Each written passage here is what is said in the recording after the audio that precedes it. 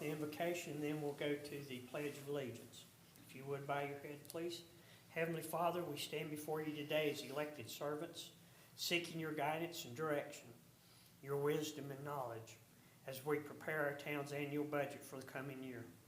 May our decisions prove to be what's best for our citizens, our employees, our town, and the future of all. In your holy name we pray. Amen. Pledge allegiance to the flag of the United States of America and to the republic for which it stands, one nation, under God, indivisible, with liberty and justice for all. Thank you. Okay, on the budget, before we get to number 4, I want to let you know lunch will be about 12 o'clock, unless Bo talks fast and we get to it sooner. I also want to thank Melinda and Jessica for lunch and for the snacks and all that stuff that y'all set up. Thank you for doing that. And thank you, staff, for putting our budget together and your presentations today. Item 4, budget process. Bo.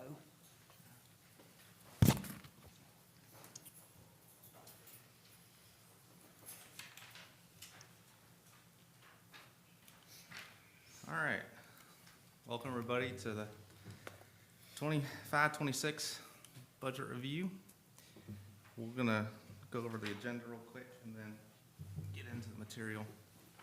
So this morning, we're gonna quickly look at the budget process, what got us to this point so far this year. We're gonna go over a general fund overview, then we'll get into some operating capital summary. Then we can get into the revenue side of things, and then drill down to the department level operating capital. And that's mainly going to be going over the capital and then answering any operational or capital questions that you have. And hopefully that will get us to lunch there. And after lunch, Dwayne Wilson's going to come and present insurance options that we have for this year. They are already built into the budget, so just when he goes over those, I'll remind you all, but they are built in. So we'll have him, and then First Tryon is scheduled for 2 o'clock. If Dwayne finishes earlier, they're going to be here a little early to step in, so we don't have to wait on them. But they're going to go over some financial management tools and offerings that they have. And then after that, we'll have a discussion, recap, and council comments if you wish. So that'll get us through the first day, and then tomorrow we'll focus on utility funds. So today is general fund only.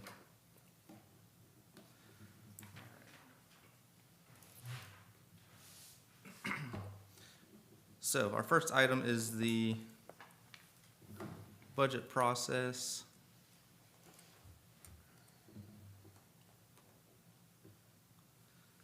So as a reminder, we've got 2 important annual documents that we go through.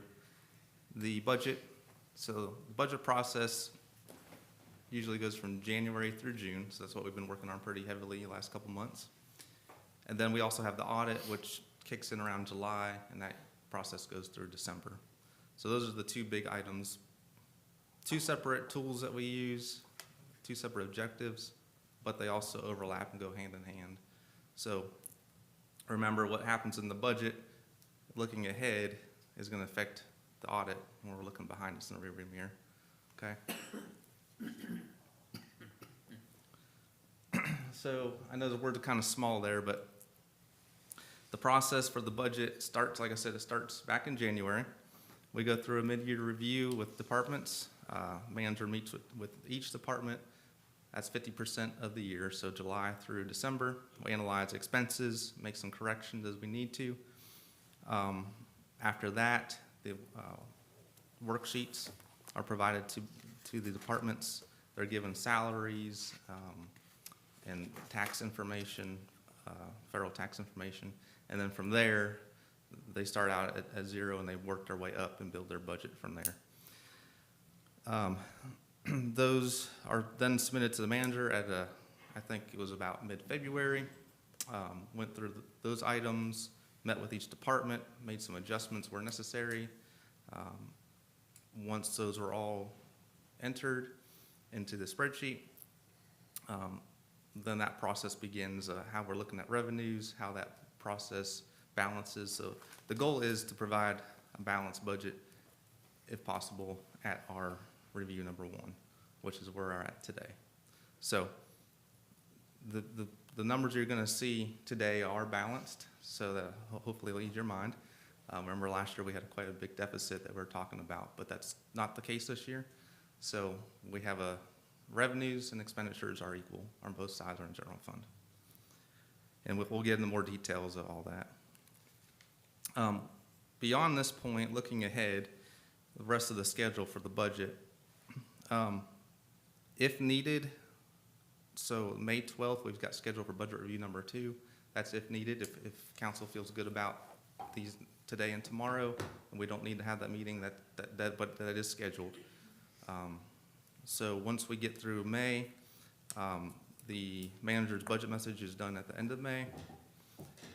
The goal is for that May 20, to have the budget documents, everything finalized before May 28th, so that it can be submitted to council before the June 1st deadline. That's a statutory deadline. And then at the June 2nd meeting, it'll be presented to council officially at a meeting, and it will also set the public hearing date, which will be for our meeting on June 23rd. So those are kind of some milestones, the next steps of the process. All right, any questions on that? Okay. And this is more of a conversation style day, so even though I'm talking a lot, if you have a question, please feel free to interrupt me. We don't have to wait till the end for all that.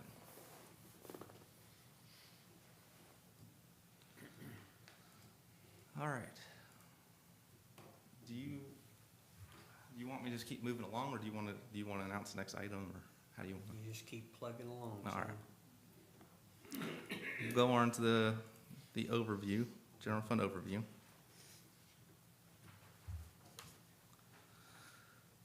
So just a kind of a brief reminder, bird's eye view of fund types. We've got the general fund, which is taxpayer driven. So those are mainly sales and use taxes, property taxes. Then we got the utility or what we call the water and sewer fund. So that's consumer driven. Think that's more of run like a business. So those are revenues are based on services that we provide through water rates, sewer rates. We're focusing today on the general fund, so taxpayer driven. But there is a third type of fund, which is a capital project fund. So the difference between the first two on top and the bottom, the first two they reset themselves at July 1st every year. So that's why we do a budget process for the general and utility funds. The capital project funds are multi-year funds, and they roll over, the budgets roll over, so that's why we don't re-budget for them. And the purpose of that is because capital projects usually take more than a year to complete.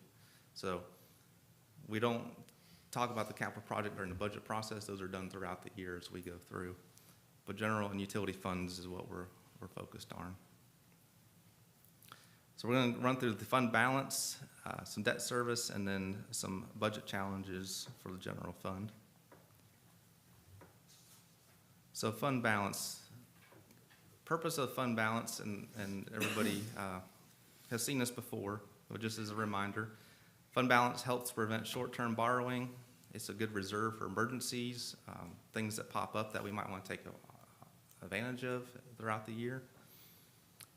Having a reserve of fund balance helps increase our investment income, and keeping a healthy fund balance avoids negative attention from the LGC, which we certainly don't want. So those are all roles that having a healthy fund balance play. So when we're talking about fund balance, there's 5 separate categories of fund balance. And I'd like to put this as a bucket. I think I've shown this before, but we got the big bucket, which is your total fund balance. So you'll see that in the audit report as a total amount. Then you've got within that bucket, you've got an unassigned fund balance, assigned, committed, and then a restricted or non-spendable. So within that big bucket, there's 4 buckets. So you're probably wondering, what what's the difference between those colored buckets? I heard someone at the School of Government before, a presenter, talk about it in a relationship way. So unassigned fund balance, you can think of somebody that's single and available. They're not dating anybody. They're free to do what they want. So that's kind of like our unassigned fund balance. It's money that's sitting there that we can do whatever legally we want with that money. Assigned means you can liken that to dating. So you've got an idea of what you want to do with that fund balance, but it's not tied up legally any certain way. But you kind of set it aside as I think we want to use this fund balance for this purpose. Committed means you're engaged. So if you think about things like capital project funds, for instance, where we transfer money from the general fund into the capital project fund. Once we send that over, those are committed funds. And then finally, restricted, non-spendable, now you're married to it, right? So things like that could be inventory, donations that are for a specific purpose or for a specific project. So things like that would fall into that category. So unassigned fund balance is what we talk about when we talk about the health of our fund balance. Because total fund balance, those things are already committed to other things. So unassigned is what money do we have that's available and free to use. So keeping that in mind, where did we end on June 30th with our unassigned fund balance? We were just under 7 million at 6.9. That fund balance we likened to a percentage. So a percentage of expenditures, which was 102% of expenditures. The reason why we look at a percentage and why the state looks at a percentage, if we think about it in a dollar amount, say our 6.9 million here, we compare that to the city of Charlotte, 6.9 million. That 6.9 million is going to last us a lot longer in the emergency than it will the city of Charlotte. 8% fund balance is 1 month's worth, right? Because you take 100% divided by 12 months, so 8%. So where we have 102% of expenditures,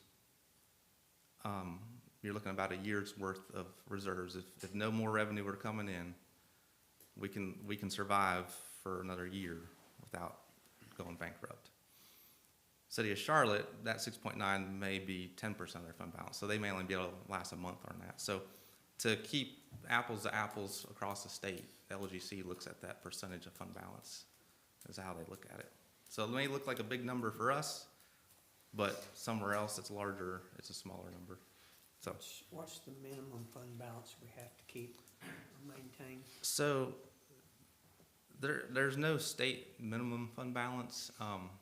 The way the LGC looks at it is they look at our peer group, and if we fall below 50% of that peer group, I think they use population for that, then they send us a note. Nastygram. Yeah. There was a misconception back in the day that it was 8% minimum fund balance, but that was always a myth. Yeah. I think in, was it 2019 that we got a warning from the local government council? Yes, and what triggered that was that it dropped. So I think that's probably the thing that the local government council looks at is how you managing the fund balance. I think that time it dropped from whatever it was down to 28% or something like that, which they considered to be not good. Yeah. So and that was for the 2018 year. When I got here, that audit was done. The fund balance had dropped to 18% for that audit year. So that's when we got that letter. But now we're at 100%, which is a very healthy fund balance.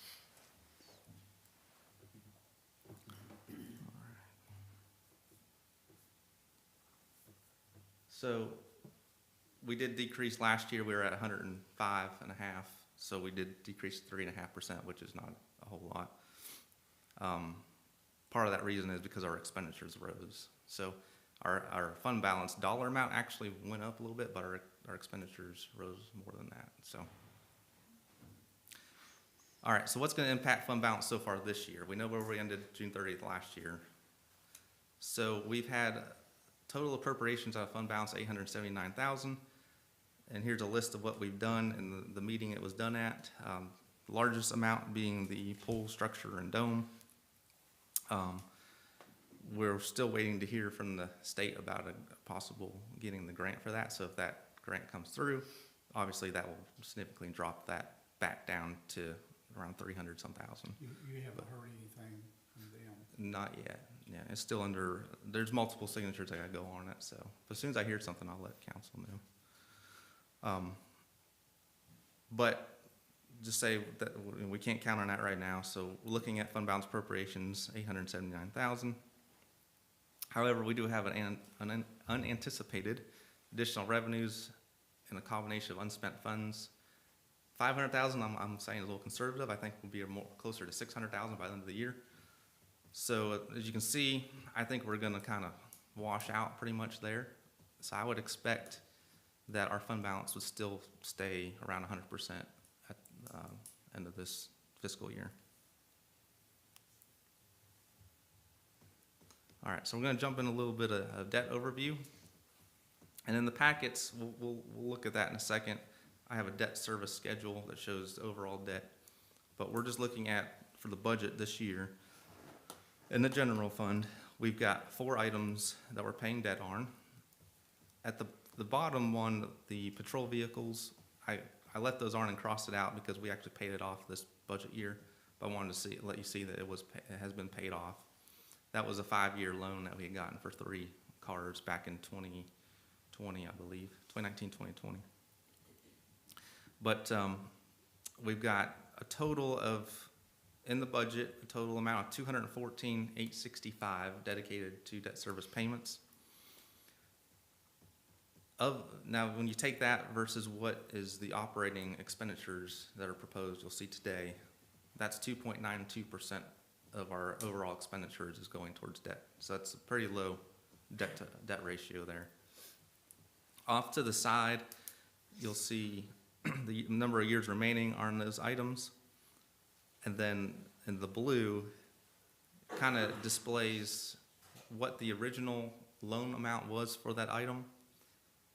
And then if you add the interest that we'll end up paying over the life of that loan, the last column shows you the total cost of what that project was. So for example, the ladder truck, we got a USDA loan on that of $803,000, and it'll cost us a little over $1 million by the time that loan is ended, and that was a 20-year loan.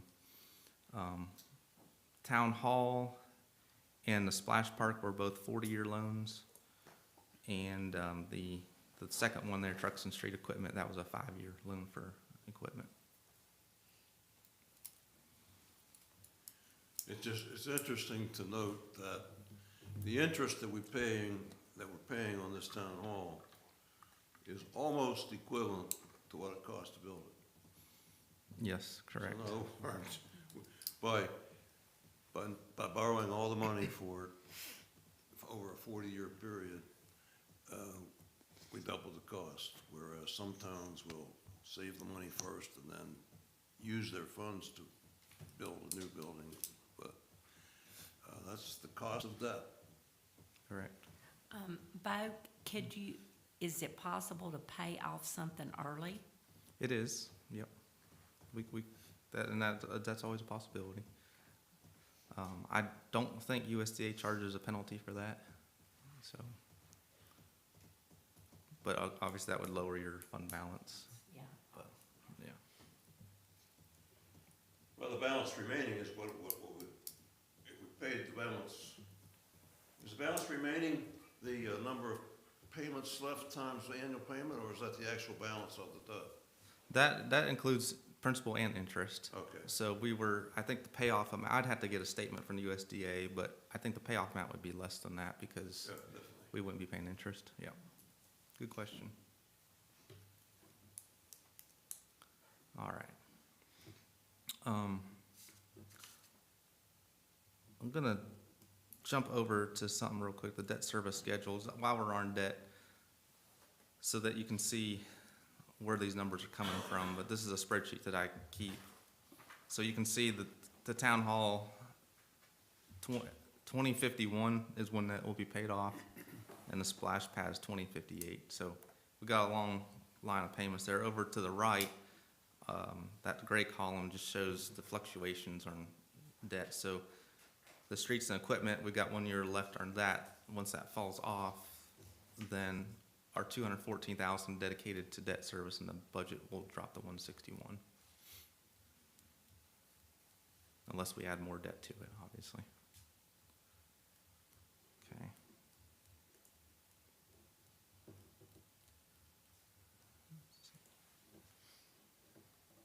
Well.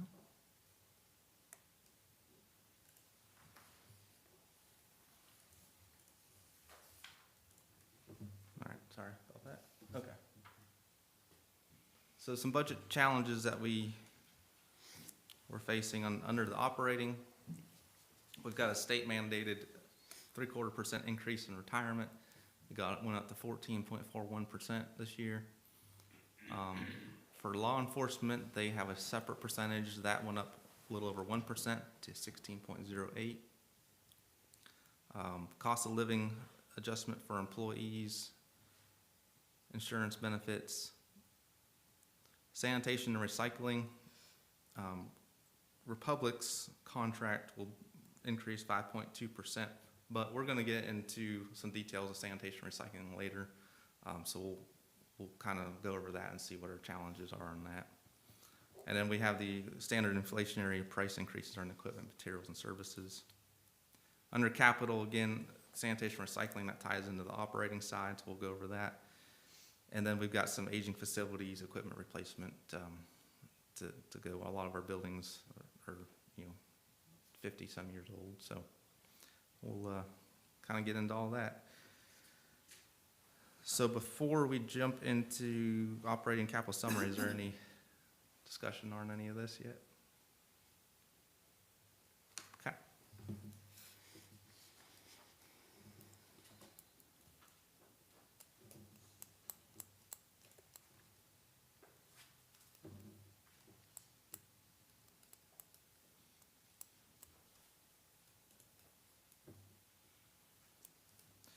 All right, so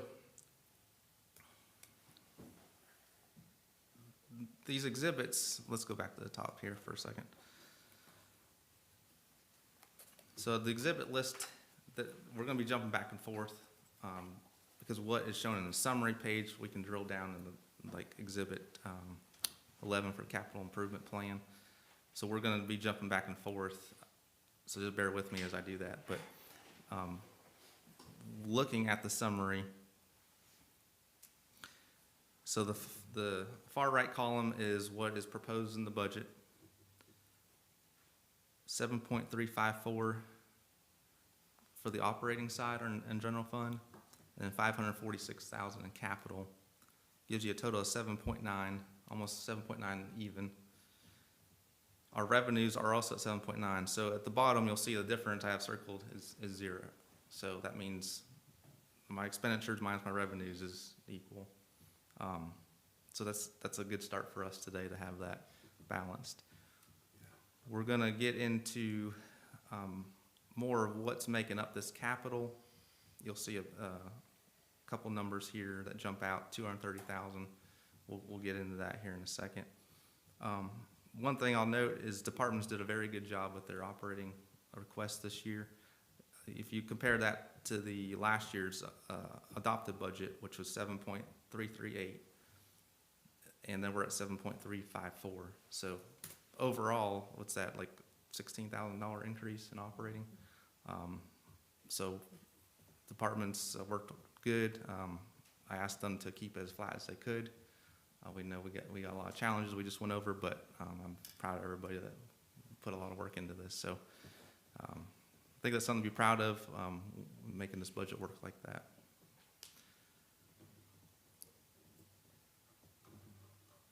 Any questions on the summary page?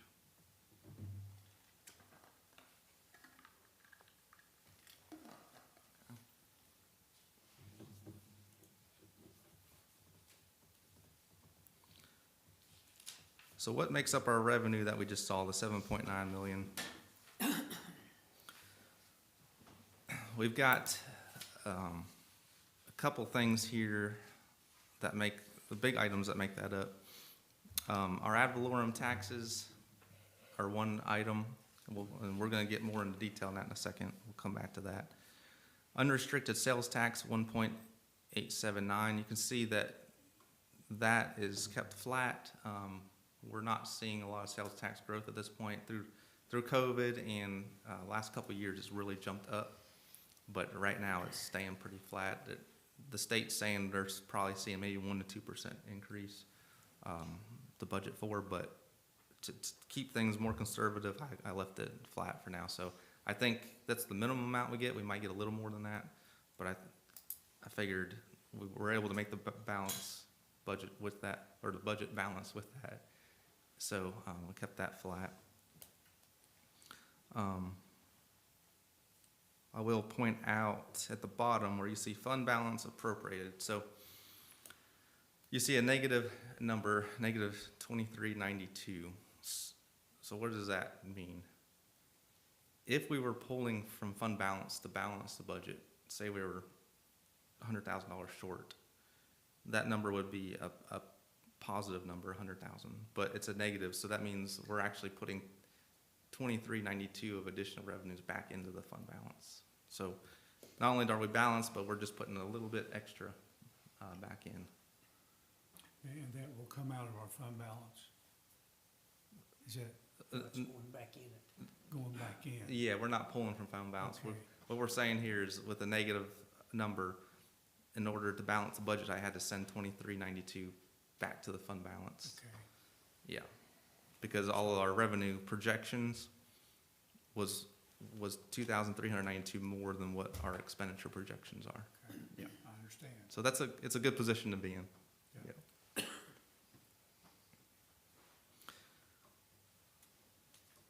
All right, so let's talk about ad valorem taxes a little bit. Or do you got a question? Yeah, on the general fund revenues, what makes up those lines, sale of real property and sale of fixed assets, which are zero?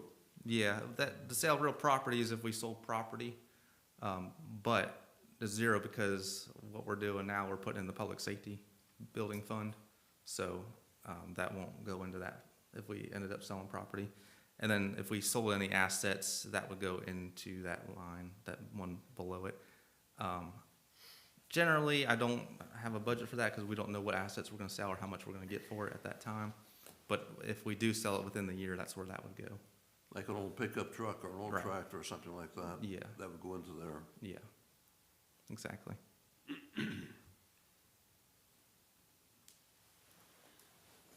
But real property's going into the public safety. Bo, what is CA Tours? CA Tours, that is community affairs, and that, If we do organized day trips, then we, take in the money for the different attractions. Gotcha, okay. That's what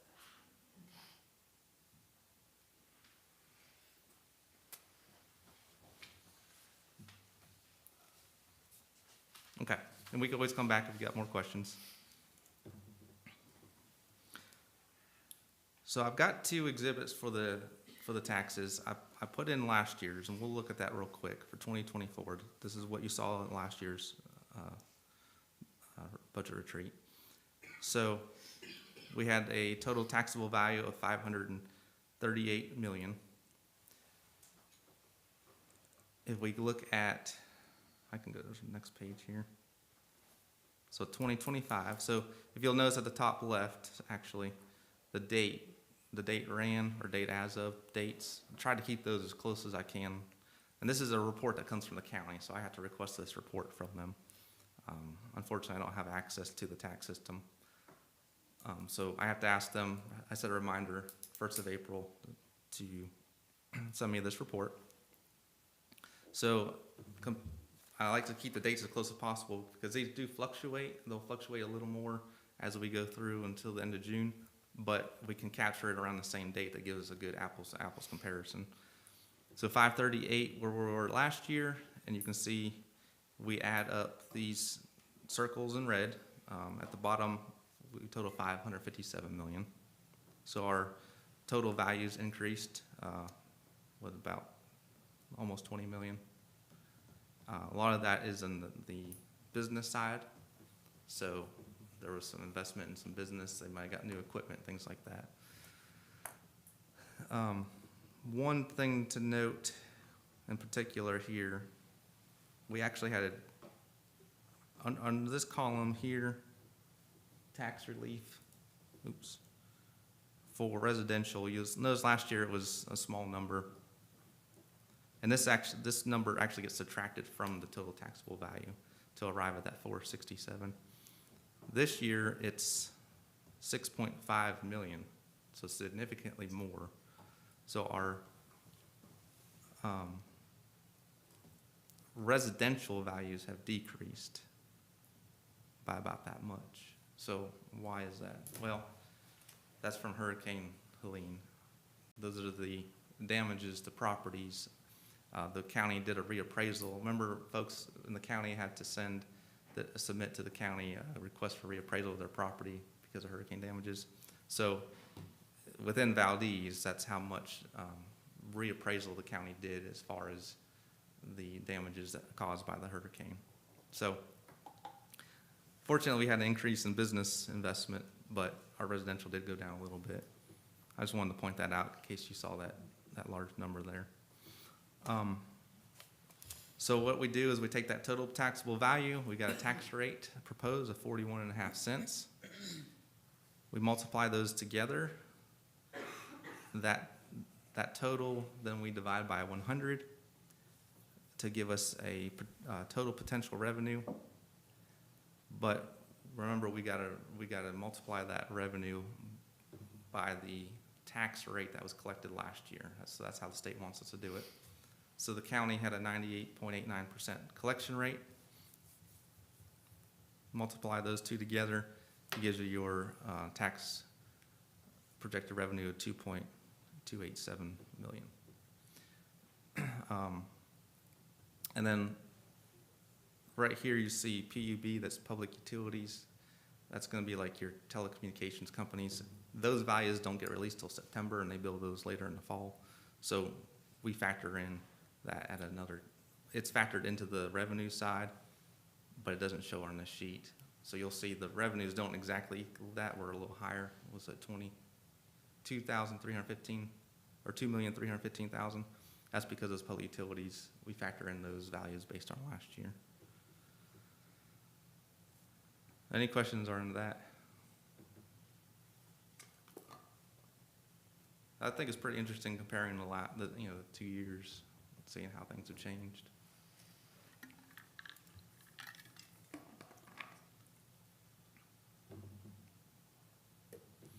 All right.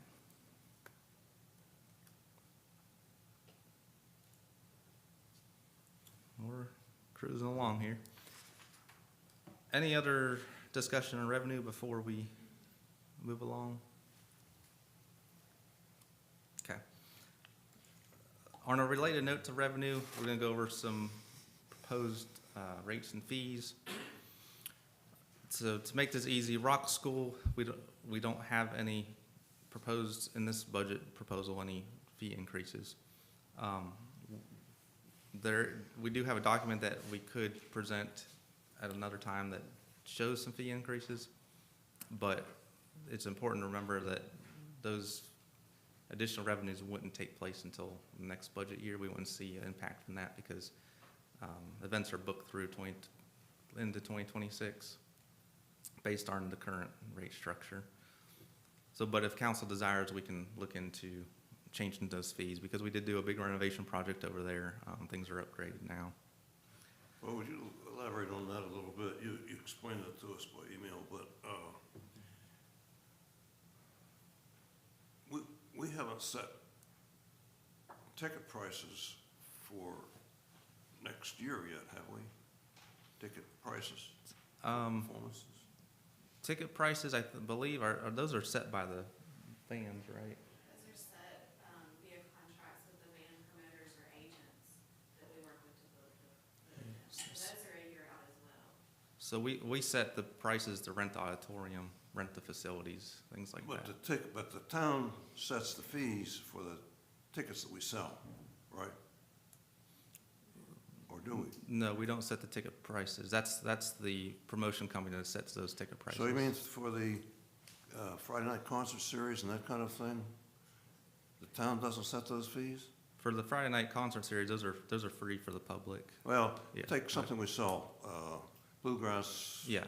So we do not make money on the ticket sales. Those go. But we back don't to the sell venue. those tickets. We, we do sell the tickets. The pricing is negotiated with the booking agent themselves. So the artist, if they say they wanna come in and we try to contract with them, then that ticket price is based on their fees to make sure we make a profit on the event itself. So those are negotiated based on those requirements with the individual artist. So the town gets no revenue out of those things. I misspoke. We do get a small revenue off the ticket sales. Yeah. It depends on how the contract is written. If there's a contract, some bands we hire for door sales, so we get, a percentage. We get a $3 per ticket, plus we get an auditorium rental fee and a promotion package. If we book it as a straight act, where say this band is $5,000, some of those concerts, we will end up making $12,000 in revenue. So it really depends on the conversation and the way that we negotiate with those different musicians. And so you're saying the staff is signing contracts for next fiscal year? We're booked through, well, when are we booked through? The season runs October through April of every year. So at the last concert of the season, we announce the following season's events. So yes, this upcoming year has been contracted. Is that legal, to sign contracts before a budget has been established? Well, it's not, we're not spending money. It's a No, revenue but we're basis. committing it, aren't we? If we sign a contract, that's a pretty serious commitment, isn't it? I don't really have an answer for you on that one. It's not committing funds though. It's a revenue-based sale. So we have contracts that go out past the fiscal year, but if we're not expending money, there's no legal guidance on that. So we could cancel all those contracts and renegotiate them. I guess council could do that. Yeah. I don't know if that would be the wisest course of action, but that's certainly within, if you want to do that. Yeah, there's just some fuzziness here because we've always been pretty meticulous about amending the budget and making sure funds are available before we sign contracts, having legal review of them and that kind of thing. Do we have legal review of all these contracts that we're signing for, outside agencies? Is the town attorney reviewing those contracts? No, it's a standard contract that he's seen before, but he doesn't review each one of them.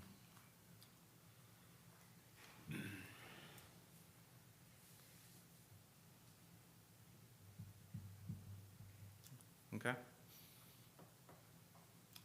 Yeah, I'm raising those questions because we heard a lot of justification for spending $1.6 million renovating the Old Rock School, that we would be able to charge more rent for performances. We'd have our tickets, sales would increase, and, but we're not showing that yet. So that's why I'm raising those questions. And then the new question that pops in my mind is, well, how do we sign contracts in a budget year? The budget hasn't been approved yet, so but you don't have to answer that one now. I'll just leave that one hanging out there for now. Yeah, and that might be a good question for Attorney Swanson too, how that works with the revenue side. But certainly we can look at increasing prices for, auditorium rental, facility rentals over there. It's not proposed here because we were able to balance the budget without doing that, but we can definitely propose something like that if council wishes. I think where we would have the most impact is if we look at the bands and folks using the facilities, we make our money on that instead of the actual ticket sale prices. Because if they can sell, the more tickets they can sell, the more attractive it'll look for them to come to Valdese. And then where we come in is offering the facility at a certain price. Okay. All right, so rec center, we kept all our fees flat. Looked at some, I wouldn't say competitors, but some similar facilities around the area. We're on a higher level of it, so it was felt that keeping these flat for now would help keep the patrons that we have and hopefully gain some more as the pool dome comes online. We were able to increase our expected revenues because of the pool dome being installed by the fall. So we did bump that up a little bit because I think we're going to get some extra revenue that we didn't see last year from the pool dome being down. But we're going to propose is to keep these fees flat and let other facilities kind of catch up to us at that rate. Under Public Works, we got one proposed increase, the construction debris, the dumpster. Currently it rents for $75. Proposed bump this up to 100. Probably is worth more than that, 125, but I think the $100 is a good balance for citizens to take advantage of that service. Is that construction debris per load, is that the dumpster, and that's not a dump truck load, is that right? That's the dumpster, yeah. Dumpster. We used to do the truck, but now we switched to the dumpster. Yep. All right. What does it cost the town to dump that? Just our time and fuel. How about, is there not a landfill fee for construction debris? There's not, no.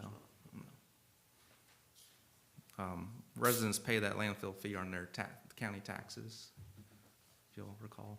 Bo, do we still not have is this the same as that truck you can rent and pile stuff on it for a couple of days and then they take it away? Yeah. Is that what we're talking about with this? Correct, yeah. Yeah, But okay. instead of the truck, it's a dumpster. It's a dumpster, Yeah. okay. That way we How don't. many days do you get to rent it? It's about time? a couple days. I Okay. mean, we work with there's no set number of days. It's just when they can get their project done, and it's actually a pretty popular item. Yeah, So we yes, have to I know that. make sure it's available for folks. Okay. So yep.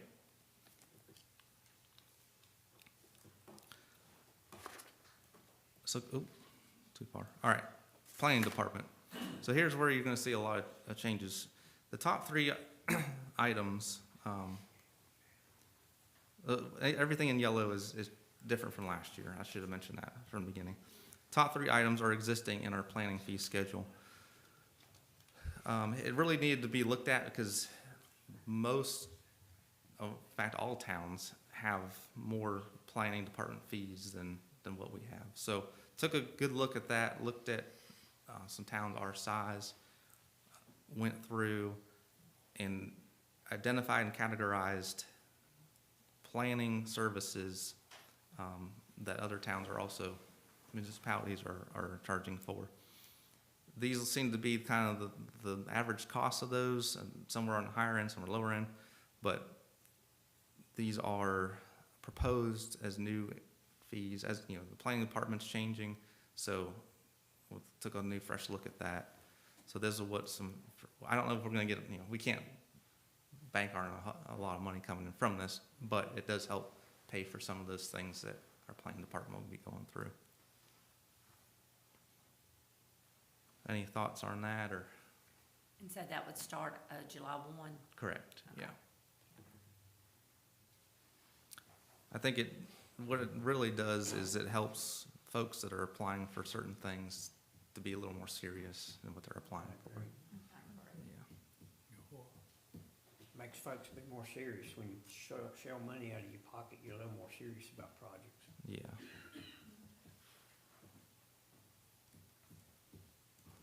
Okay. Fire department.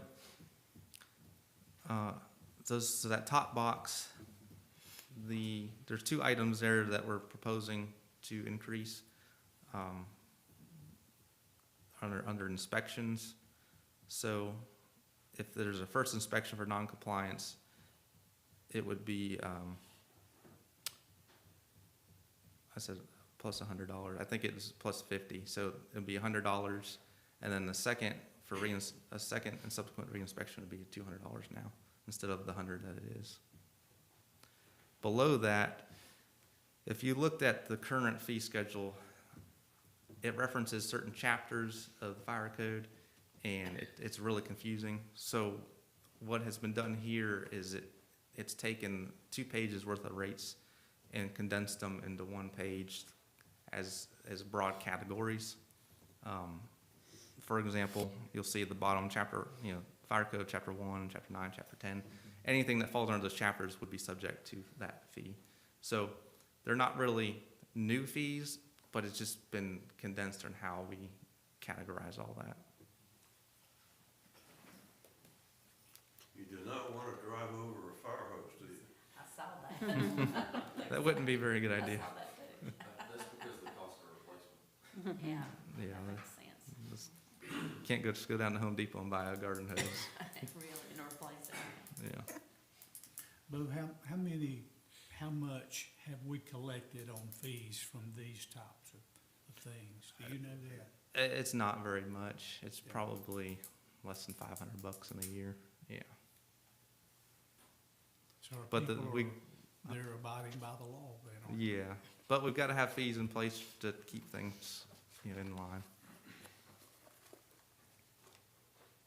Okay. So that was the end of the rates and fees section. So what I'm hearing is council wants to look at the option for Rock School, proposed fee increase for that. Okay. Yeah, I just think we need to review the whole contractual situation with Old Rock School.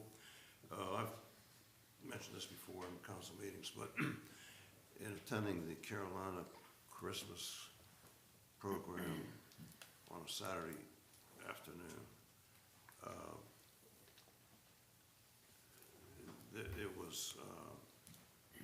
there was no contract. And I just, I looked around, I just thought, the possible liability here is just amazing. So we need to deal with that somehow. Okay. We'll get Mr. Swanson involved with that too.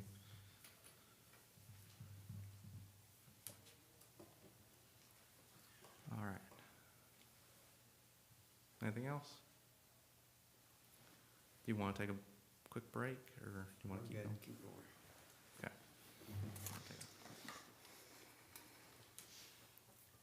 Unless you need one. Is that? Unless you need one. Nope, I'm good.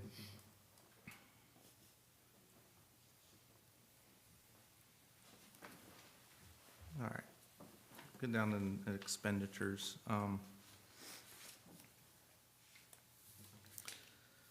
I think, I'm trying to figure out the best way to do this so we're not jumping back and forth too much.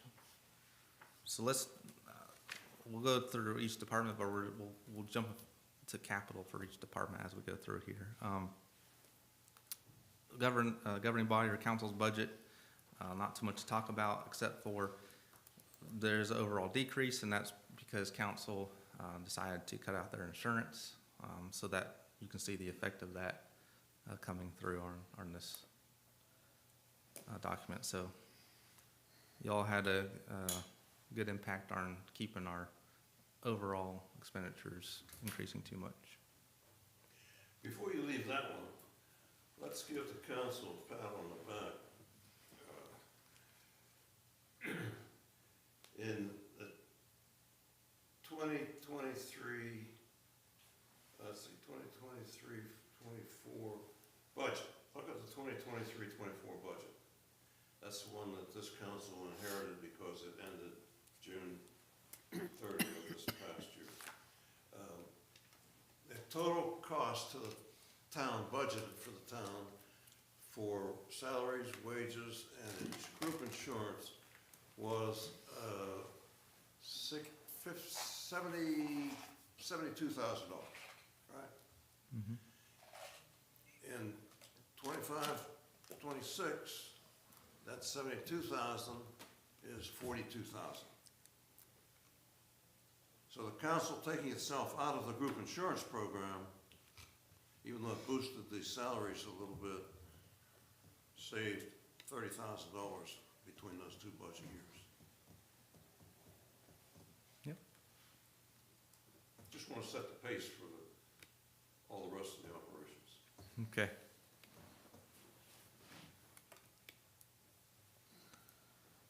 All right. So the admin budget here.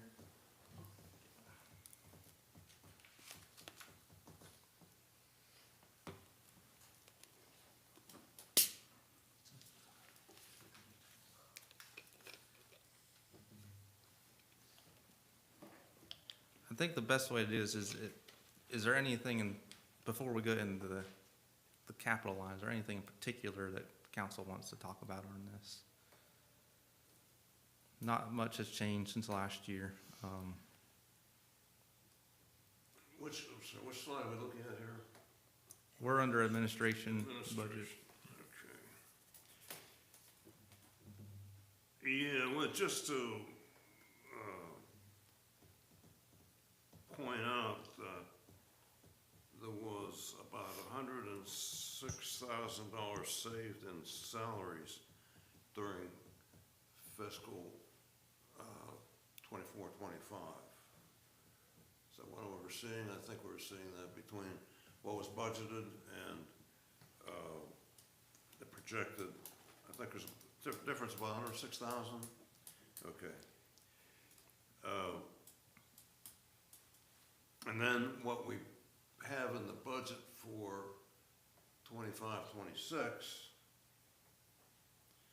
is based on some assumptions, but one of the factors that's going to impact that, I assume, is if we hire a town manager or not, and if we do, what's the salary going to be, and if we don't, what are we going to do about filling the slot? So Yeah. that one should be up in the air, I would assume, unless we can get that resolved. Is that true? That's right. So right now, we don't know when that'll happen, how much it'll be. So at that time, we can, even if it's next fiscal year, we can adjust the budget at that time to match that. So are you saying there's nothing in there for a town manager's salary? Correct. Okay. Yeah. Oh, wait a minute, you're saying there's nothing there for town manager salary? No. So it's But- So, Zero. right, so last year when a similar situation came up for planning director, we had cut that out because we said we don't know when or if that'll happen. So, Same thing. right. So we don't know what the budget for, when that could happen. It could, it's an unknown, so I don't have it in there. Now, if council wants to add it in there, we can. But, there will be some adjustments in salaries that will help with that when that transition happens. So that is built in there. That part is. Is there any amount in there for a town planner? In this? We'll get to that in Okay. a second, yeah. It wouldn't be under this budget, Okay. yeah. Now, on this one, where was this slide is still on the administration, isn't it? Yeah. Okay. Where was the interim manager compensation that we paid Mr. Steen? Is that professional services? No, his came out of salaries and wages. Okay, so that was basically $100,000. Yes, correct. And that was in, That split fiscal years, because it's what? his salary split the budget years. That's right.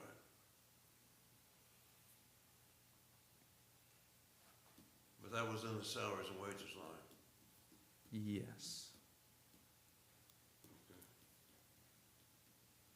So what salaries and wages are in the 381? It would be, the 1, 2, 3, 4, 5 employees that we have here at Town Hall. Okay. Thank you. I'm sorry, 4, yeah, 5. Minus the manager.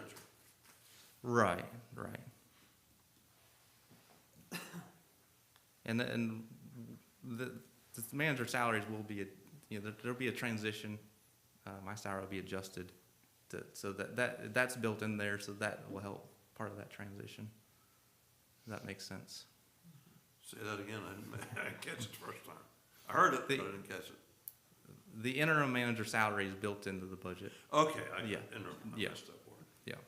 It's built into this budget, Yeah, interim manager is, and that's when we hire a new town manager, that salary is built in, No, interim manager salary.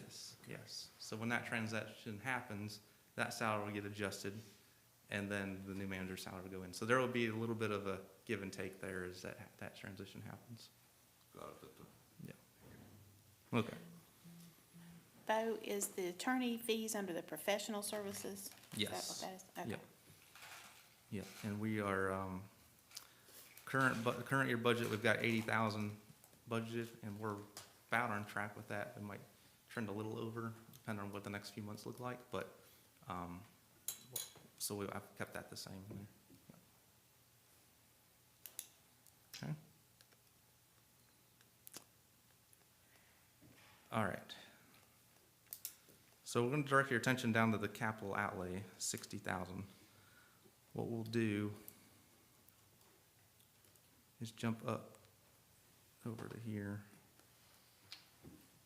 So what makes up that 60,000?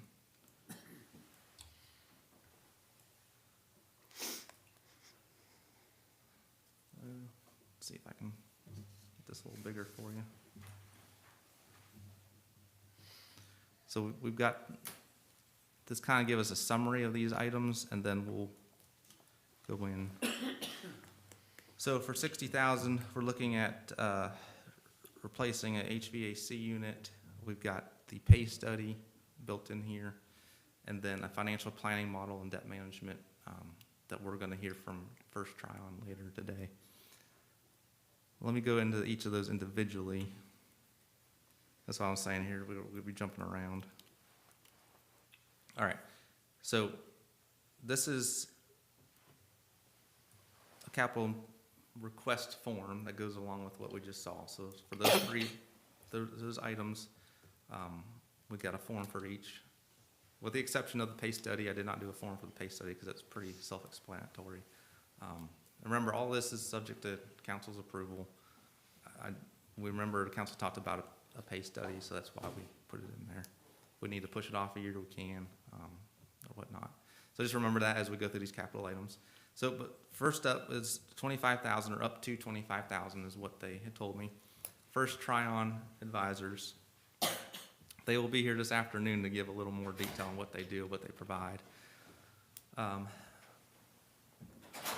in a nutshell, they do a number of different financial services for municipalities, but for Valdese in particular, their capital planning, their transaction management, which is more on the debt side. They work with LGC. I think it can be a benefit to the town, and what we pay them, I think will save through their services. As far as capital planning, they have a tool that they build for us, and that's what's the big chunk of that 25,000 is. But it's kind of like a live tool, and I think they'll demonstrate today or show you about it today. But it's a tool that'll help our capital planning process, kind of like what McGill does for the utility side. This is a tool that we can use for that on the general fund side. And once they build that for us, then we own it, and then we just maintain it from there. So I think that'll help. It shows you, well, I'll let them get into all that. In addition, they offer transaction management or debt services. So we've got some big projects coming up, public safety, and also on the utility fund side, we've got some projects we'll go over tomorrow, investing some capital infrastructure. Those big projects require LGC approval, involvement. They act as a liaison for that. They also have some connections with some banks that we don't have. We can advertise, but what we get is what we get. They can actually solicit it, meet with these banks, and get us the best rates possible if we have to borrow some funds. So all that is included with what they're going to show today. First try-on, they are 3 locations. The closest one to us is in Charlotte. You'll see I've got the presenter. His name is Andy Smith. He'll be here this afternoon. I've known Andy I worked with Andy back when I was in Hickory. He was with BB&T at the time, their governmental unit. Then when they transitioned to Truist, I worked with them while I've been here in Valdese or in governmental financing. So he's retired from that, and now he's on this first try-on financial advisor. So he's the man if you have any questions about borrowing, debt, things like that. He's the man to talk to. So he'll be here this afternoon.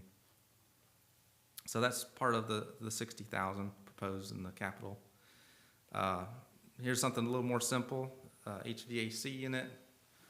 We know we've got 8 units here at Town Hall. So this is kind of a phase replacement. Last year we budgeted for one, and then we've got another one here. Trying to catch them before they totally go kaput on us. And what we do is we get our HVAC company to identify the one that's given the most problems, the most repairs over the year, and plan for that. Are those heat pump units? Yeah. Yeah, and how many ton is this one we're replacing? I'm not sure of the tonnage. I think they're 4 or 5 ton. But there's 4 on this side of the building and 4 on that side of the building. So, ironically, 2 of them are dedicated to this room. I'm not sure why that was designed that way, but It'll get hot in here. yeah. Okay, so like I said, I didn't do a page for the pay study, but we don't have a current vendor identified for a pay study, but if council wanted to include that in the budget next year, that $25,000 is built into the CIP.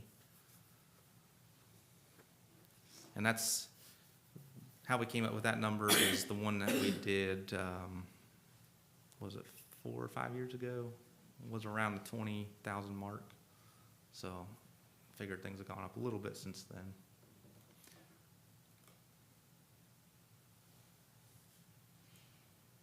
Okay.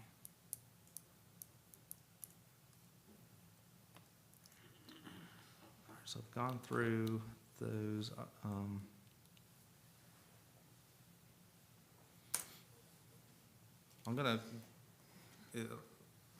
I've got some stuff to go over for the sanitation part, so I'm trying to not spend too much time on these ones because there's really nothing significant to point out.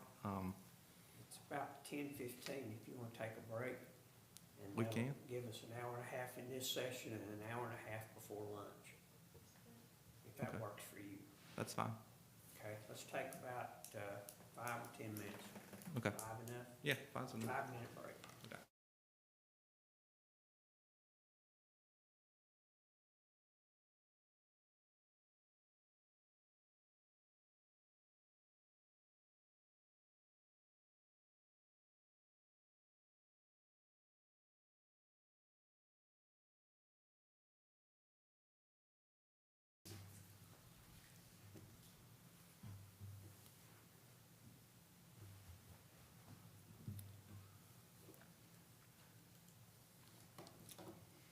All right, so where we pick up at?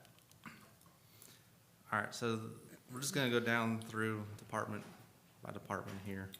Public Works Administration, which is the facility, the actual facility itself.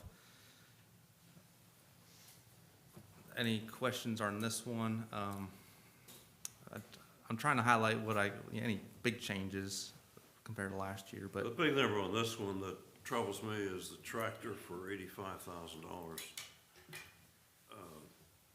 the tractor, It must be under capital outlay, it's not in the. Yeah. this Oh, one. is it not down there? It's down there on the capital outlay. Yeah, Bottom line. well, we only have 7,000 in this capital outlay. Are you thinking about, okay, I think the street department is what you're thinking about. We'll get to that in a second, yeah. Right here, That's what I was thinking about this. What's that $86,000 capital outlay? that's under projected. Oh, that's projected, okay, I'm Yeah, sorry. Yeah, that's okay. That's all right. That $7,000, we'll just go over that real quick. That,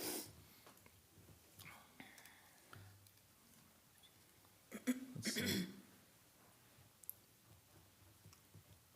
Okay. Maybe this will help here.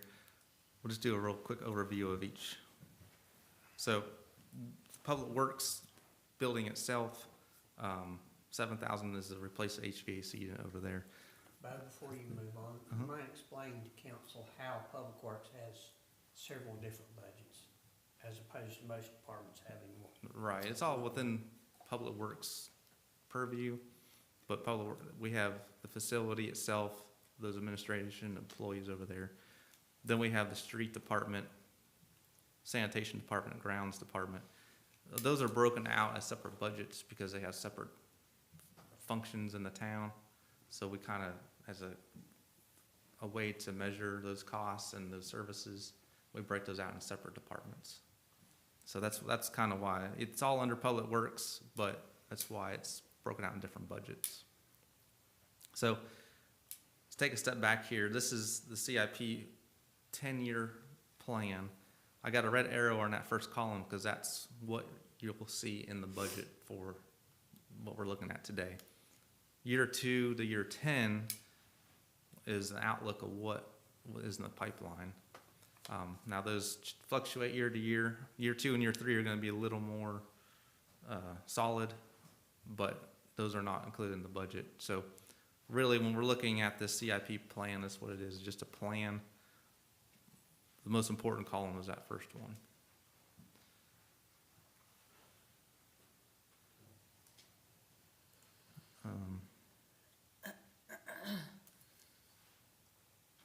Let me go back to that sheet again.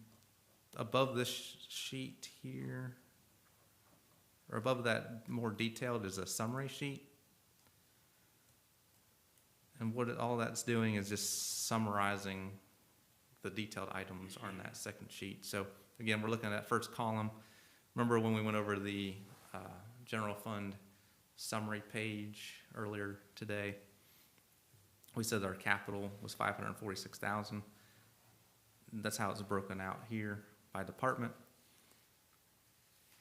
If you look at the overall 10 years, I've got those in boxes down here. We won't go through all those numbers because we got a lot of numbers to go through today, but that's kind of how this is working. So that first column is what we're discussing today.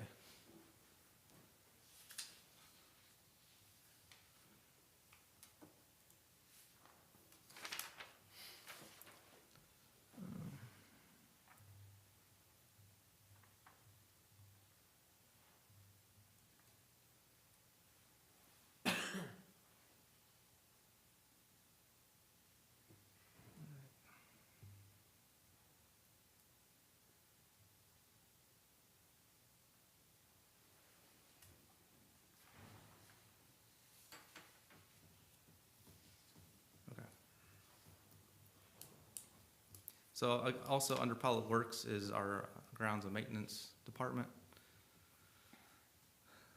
As you can see, the budget's pretty flat from last year. There is no proposed capital outlay for this department this year. Not a whole lot to talk about on this one. No significant changes since last year. Again, stop me if there's a question you have, but.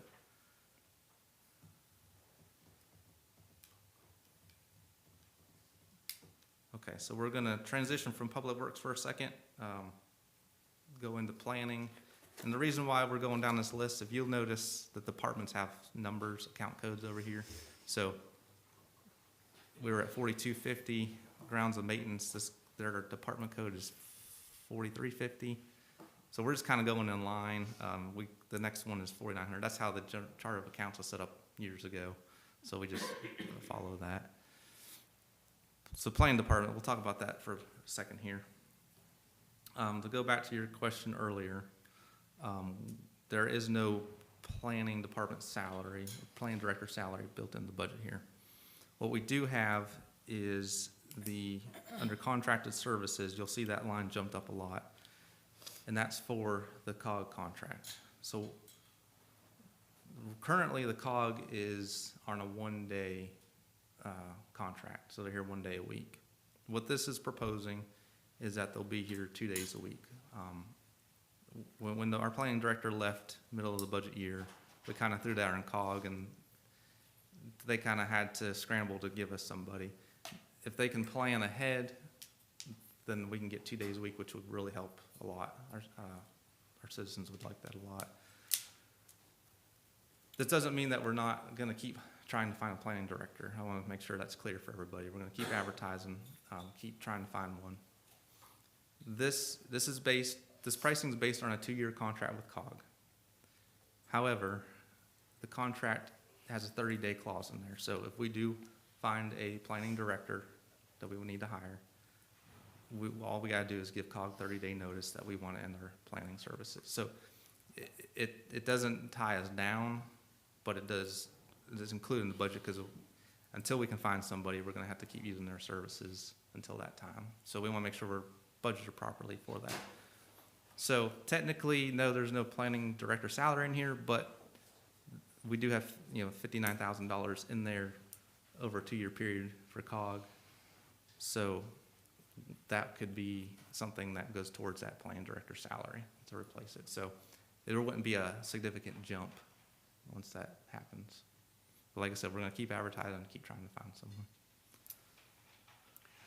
Yeah, I know you're trying as hard as you can to hire a planning director, but that's such an important position. I mean, in most towns, it's a planning director who's out recruiting new job businesses to come into the town. And that's been a big gap for Valdese since I've been here, but certainly for the last 10 years. I don't know what the solution is. We saw at our last council meeting how we didn't have very good service from COG, frankly. The planning board was let down. The planning board didn't take responsibility for what I felt they should have, and a lot of people felt they should have. So, the big question is, who is it that's pushing Valdese towards becoming the low-income capital of North Carolina? And I don't know how we solve that personnel problem if you can't hire somebody, but since this contract includes 2 people from COG, would it be possible to hire somebody who's a recent graduate from a public administration program, who wants to be a planning director but doesn't have much experience, and maybe have COG part-time, help-time, half-time, help this person? I think we just, I think the town desperately needs to have its own planning director, one way or another, and to rely on an outside agency is just hampering the possible future growth of the town. I'm not lecturing you, but I'm just expressing my concern to share with the whole council, and certainly we need to share that with, if we happen to hire a manager. Right. And that kind of, I know Morganton hired one right out of school, and I think he lasted 6 months.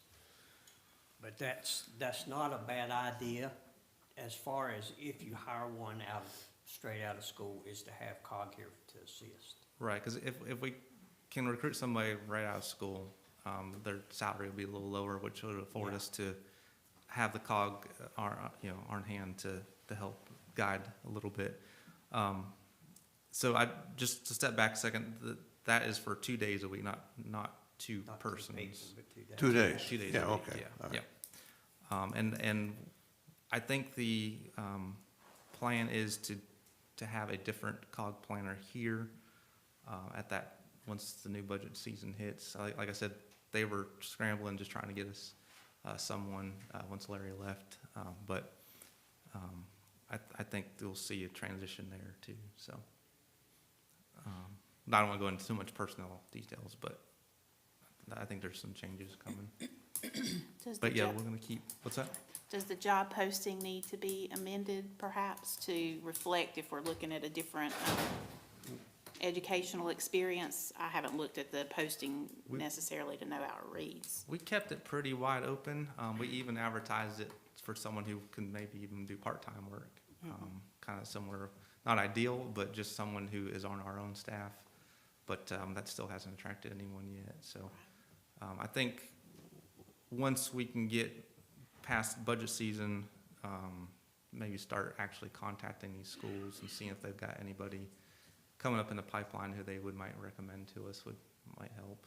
Try to bring somebody in fresh from school. Well, it might be noted that we have difficulty filling any of our positions that are empty right at the moment. And I think that's a statewide challenge, not just here. Yeah. What other positions do we have open right We now? got Key positions. two in the fire department, 2 at Public Works. Seems like there was 6. Town manager. Town manager and planner, 6. Yeah. Yep. And you say you had, it'd take you 2 weeks to go through all the applications for the fire department, because you get so many. But changing times, I'm sorry, go ahead, That's Bud. okay. So that's the biggest thing we're seeing here is that. Yeah. So if council wants to proceed this way, which we really don't have much of an option at this point, and we will present a 2-year contract from the COG to continue their services. But like I said, it does have make sure it has a 30-day clause in there which we do need 30 days. If we bring on somebody, they're gonna have to have the COG here for 30 days to show them what they've been doing and projects they're working on and stuff. So I think it's maintains a good partnership between the town and the COG. Okay. And just so people can hear this too, planning department does help with they're supposed to be helping with bringing in business also. That's the manager plus the planning department. Is Right. that how that usually works? Yeah, so planning department serves 2 roles, make sure our zoning ordinances are being met throughout the town, but also on the other side, economic development, trying to attract and businesses that come into town. There's been I get that question a lot, who's over making sure we're getting businesses in town, so I wanted to get that out there so people would. Yeah, it's a combo effort between the town manager and plan director. Okay. Yeah. So obviously, the disadvantage of having the COG is that they can do one of those things, help our zoning ordinances and manage that, but being here 1 or even 2 days a week, they're not gonna be able to do the economic development piece. That's the advantage of having a full-time person. All right, so obviously no capital in this department here.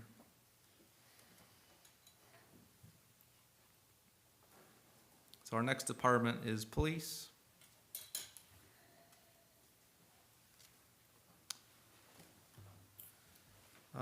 Let's see. They do have one capital item, which is a patrol vehicle. Remember, we talked about earlier today when we were looking at debt, we had 5 years ago, we bought 3 vehicles, 5-year term. That was the last time we did debt on patrol vehicles. We've been transitioned to a, 1 vehicle a year. We have a fleet of about 11 or 12, so that's about 1 on year on average. And so once the vehicle reaches that 10-year mark, that gets replaced. So this would replace the oldest vehicle, either the oldest vehicle in the fleet or the one that's giving us the most mechanical problems, which typically is your older vehicles. So you'll see that's the only capital item they have in the budget here.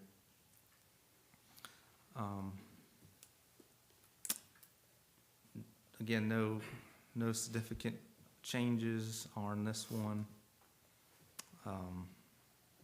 Any questions on it? for police. Can you lease police vehicles? You can, and we have looked at that in the past. Actually, about 2 years ago, looked at not just police vehicles, but I looked at the entire fleet. Through Enterprise is a big one that does fleet vehicles, and they lease vehicles up to 18,000 gross vehicle weight, I think. So some of our, F-250, 350s could be leased to them as well. It was very attractive for the first 3 years. Then after 3 years, they got you on the hook, and it turned out that the fleet we would end up paying them in year 5. It was like $400,000 a year for their fleet. Because the good thing is they give us new fleet every 5 years. That's their business model. Is they know the price point of where they can get the most sell out of that vehicle. So what they'll do is they'll take that from us, they'll sell it, and then give us a new vehicle to keep leasing from them. The first year was like 40,000. The second year was like still under 100, and then after third year was 120, something like that. So it was a good program in the beginning, but the farther along you got, it cost us more and more. So based on that, it was just not cost effective to lease a vehicle. What do they do with the ones that they take back at the end of 5 years? They sell them. Have we looked at buying those? We can, yeah. I mean, typically we've bought new and then kept them for longer terms. So if you buy a 5-year-old vehicle, you're only gonna get 5 years out of it until it's 10 years old, But each year is 1/5 of a used vehicle price instead of 1/10 of a full price. Mm-hmm. I don't believe I'd want to own a used police car. They do take some abuse, Yes. especially if I think the mileage would be a big thing too. yeah, for police vehicles is more of the running time than the mileage. Yeah. And also if it was ever if it was a take-home vehicle for a police department, they tend to take care of them a little better. Right. But if it was a vehicle that was just rotated through every shift, it got used pretty hard.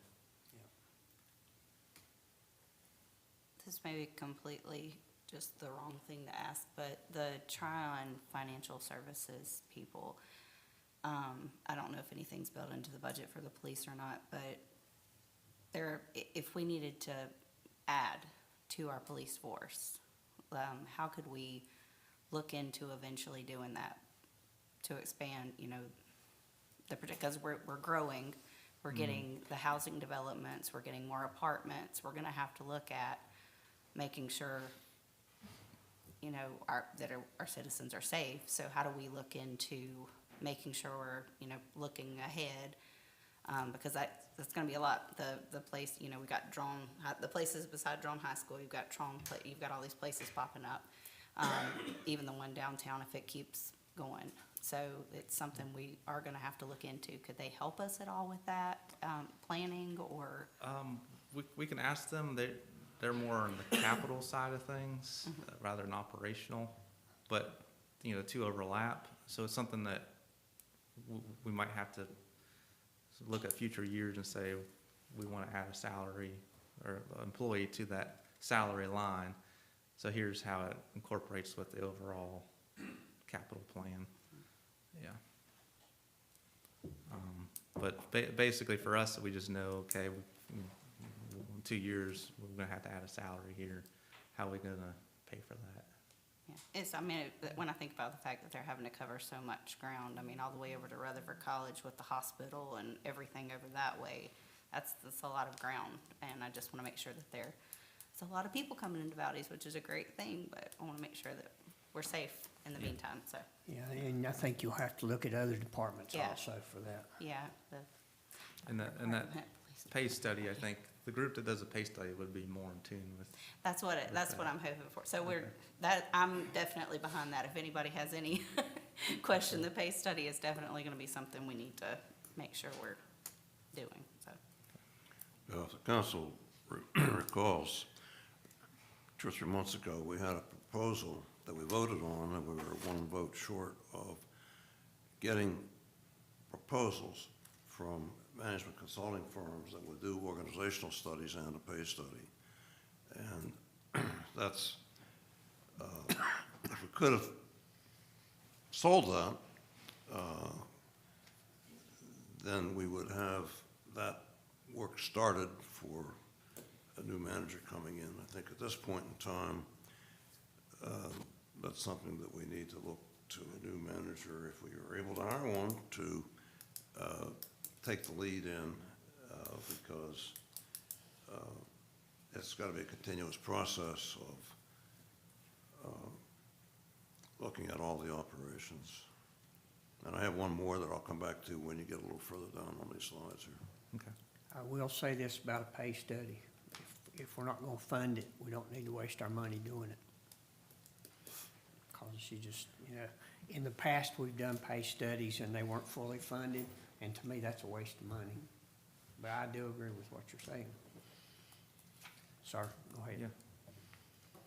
Yeah, that'll be a big key, how we fund it, Yeah. so.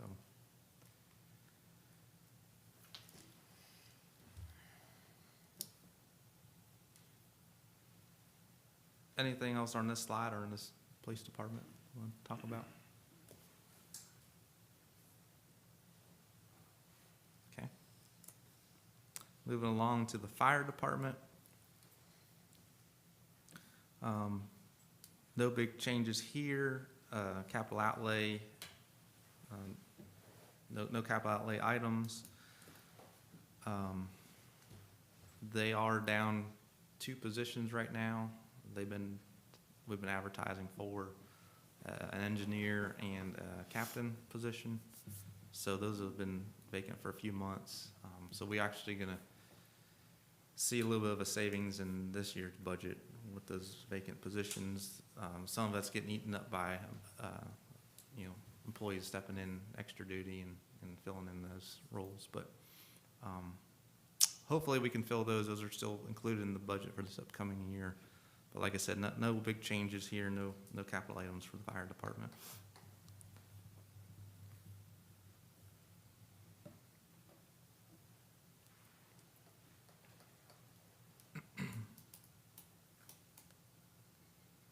All right, we'll move on to the street here. So we got some more things to talk about. Street department. So we look down to capital outlay. We've got $65,000, and this is what I think Councilman Harvey was speaking about earlier, is the tractor mower combination. So let me go up to the form here. All right. So if you recall, we talked about this one last year, and the efficiency committee at the time had recommended council to remove it, but include it in this year's budget. So that's we follow that directive. It was removed from last year's budget. And we have it in here again to replace the mid-'80s model that's been pieced together pretty well for a tractor mower combination. I don't know how much more I can add, with we talked about last year, but this would be for maintaining the right-of-ways, getting the road shoulders cut back a little bit. It does have a closed cage because there's flying debris that could hit. Contrary to popular belief, it's not air conditioned or anything. It's just a safety enclosure. As you can see, the one we have now is pretty open. So this is a safer operation for the guys as well. Yeah, I believe OSHA gigged us a time or two on the open cab because of the flying debris.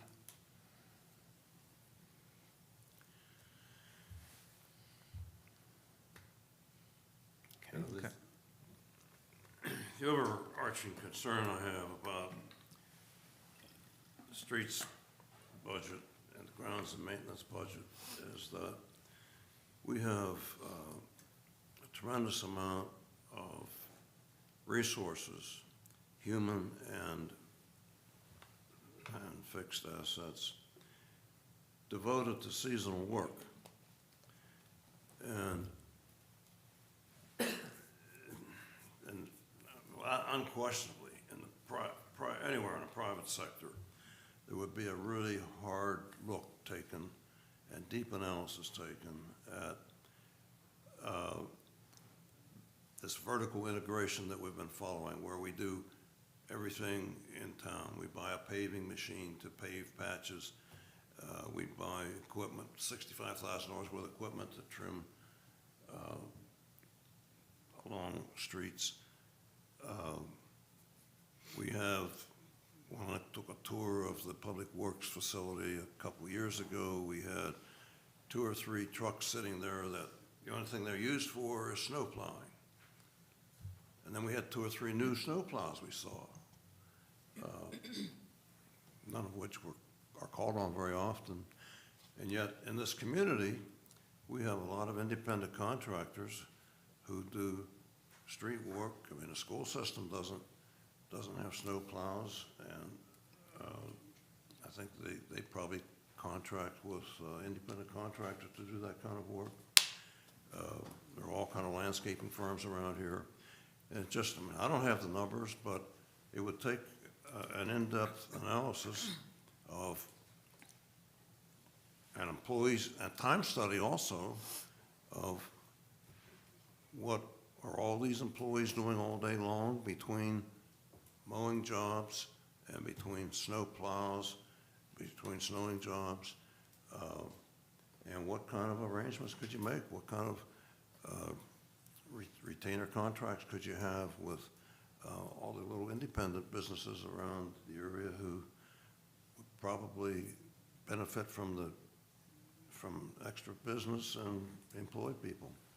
So it's just again, we're not going to answer it here.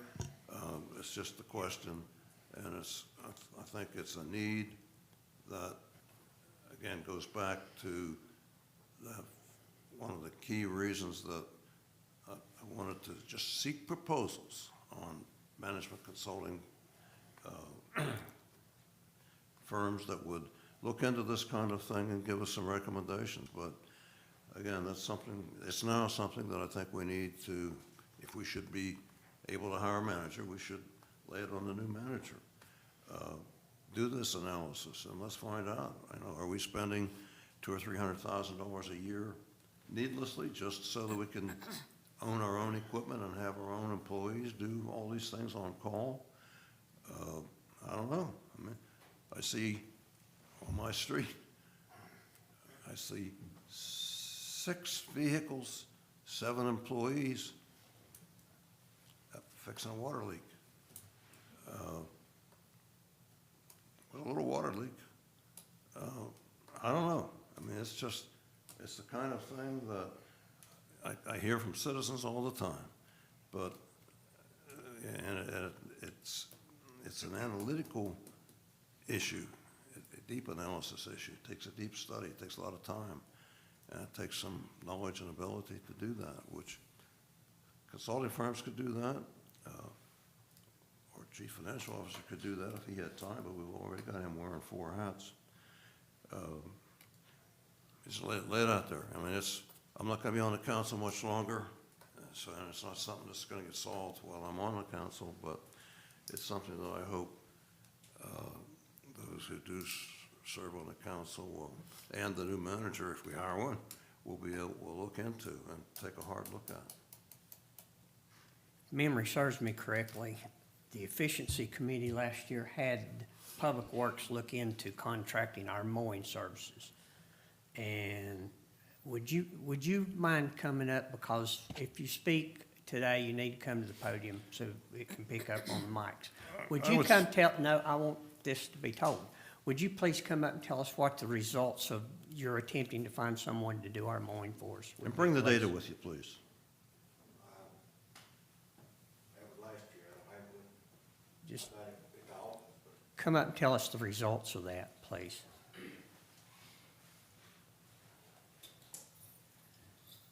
last year I was asked to check into mowing, and I contacted 7 different contractors.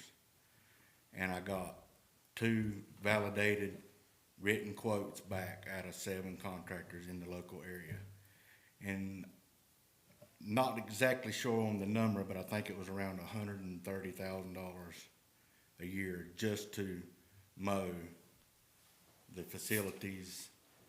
And that's not including purchasing mulch. That was including them putting out the mulch at a given different price.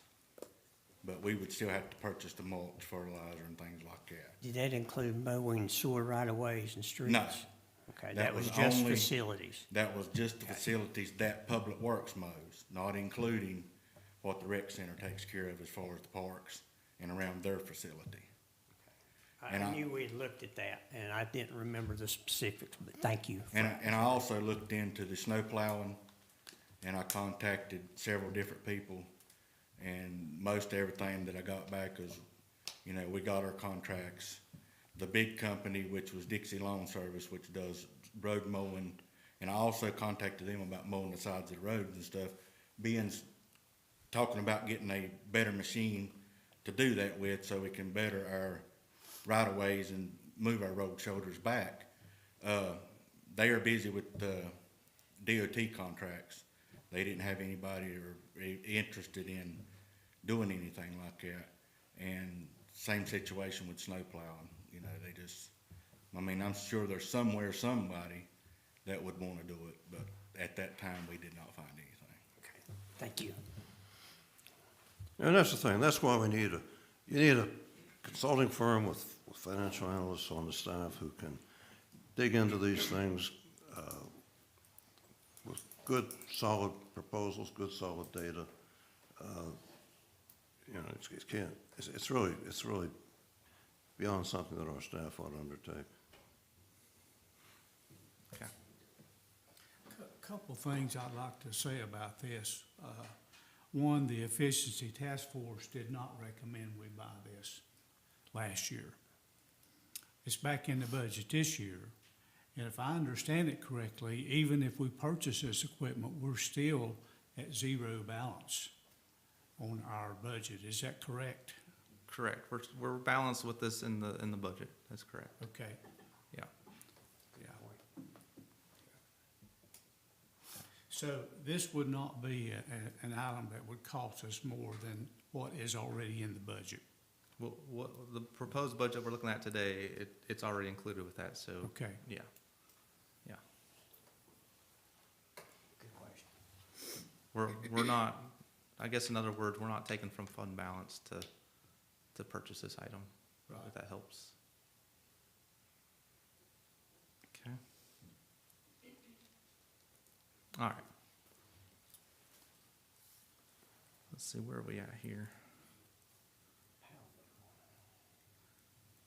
Street. Okay, one more. I believe is next. Okay, one more thing on street, and it's gonna kind of lead us in the POW bill. So we do have, in this budget, in this balanced budget, we do have money for paving still that we plan to transfer out to the capital paving project fund that we set up. We don't have any contract for paving yet. We're still working with DOT on that. The latest from them is they're still focused on Western North Carolina. The contract that they had spoke to us before about with that contractor, that contract expired a couple months ago. So talked to the district engineer for District 13. Once they do end up having a new Burke County contract, they'll let us know. But as of this time, they don't plan on pursuing one because they're just focused on out. So what this budget's doing is it's just basically it's stockpiling funds away. Remember we talked about committed fund balance, so this is what we're committing this to paving. So it's still in the budget and it gets transferred out. So I just wanted to let you all know that's still in there. So we had $500,000 about budgeted for repaving, resurfacing in the 24-25 budget, Yeah. right? Yeah, and so it did decrease a little bit, and I'll go over that in a second why. We've got 200 from street and 125. We got about 325, 350 right now for paving. And that will be added to the 500? Is that From right? last year? Yeah, Yeah, okay. yeah, it'll go in there from last year. From this year, just Yeah, added to the yeah. pot. Yeah, we're not doing 800 and some thousand, it's, yeah. It's, but it's still there, so, we're gonna be close to 850, 900,000 ready to go when we do get a paving contract. And that's a segue for me to another request I have, which is not directly related to the budgeting process. But I think the council should have, sometime before it adopts the budget, I mean, sometime in the next, we're gonna adopt the budget in June. Sometime in the next 6 to 8 weeks, 4 to 6 weeks, we should, I think, we as a council should see where all the money is. What are all these major funds and minor funds? The audit each year reports the major funds, but we don't know what the minor funds are. What are all these restricted and committed funds that are sitting out there? It added up to, at the end of 2020, at June 30, 2024, I think there was $16 million invested. Now there's $8 million. Where's the money? Where are those things in all these different funds? So I think it would be, I'm sure you've got it all, and it maybe is not a big thing to put together, but it would be a lot of information, but it would let the council know exactly what are all these funds, and where are they, those that are invested, where are they invested? Okay, yeah. Is that reasonable? Yeah, I don't know if I'd be able to get it all prepared by the May meeting. I might be able to throw the reports in there and we can just kind of go over them on the fly. I won't have time to do a memo and all that. Well, June's but June fine. meeting, Again, yeah. it doesn't directly relate to the budget, but. Sure. Yeah, but we it's can, something the council so ought to know. basically our capital projects, you want to see what are those capital projects, what's the cash balances and those things like that. Right. Yeah, okay. Yep, that's doable. Seeing that too might help with things too. I know in the past, there was money put into a fund specifically, and this was years ago, before any of us. There was apparently a fund that citizens have questioned because it had been put back for something to cover the pool at some point, and no one really knows where that went, apparently. And again, this was before all of us, we don't know. But that has been a question I've received from 6 different citizens that aren't, they usually don't, they're not in my circle. People are like, well, there's just people, these are people who I really don't know who they are. They've just questioned it, and I was like, I'll try to ask questions about it. But they had recalled there being a meeting where they said, we want to start a fund to put money back to cover some type of structure.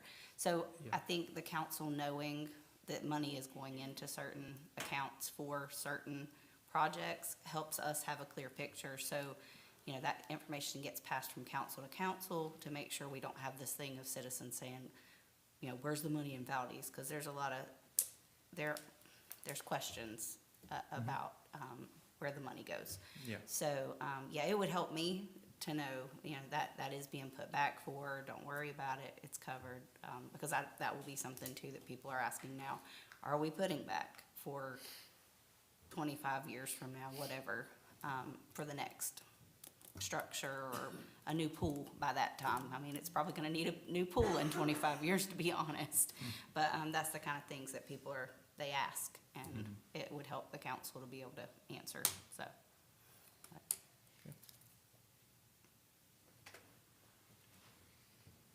Okay.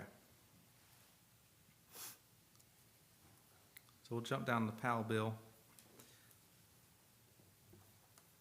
So PAL bill, we never know exactly how much revenue, remember, this is all state funds, and it can only be used on certain things like street related. We never know how much exactly we're gonna get. It's based on your mileage and some other factors, street mileage.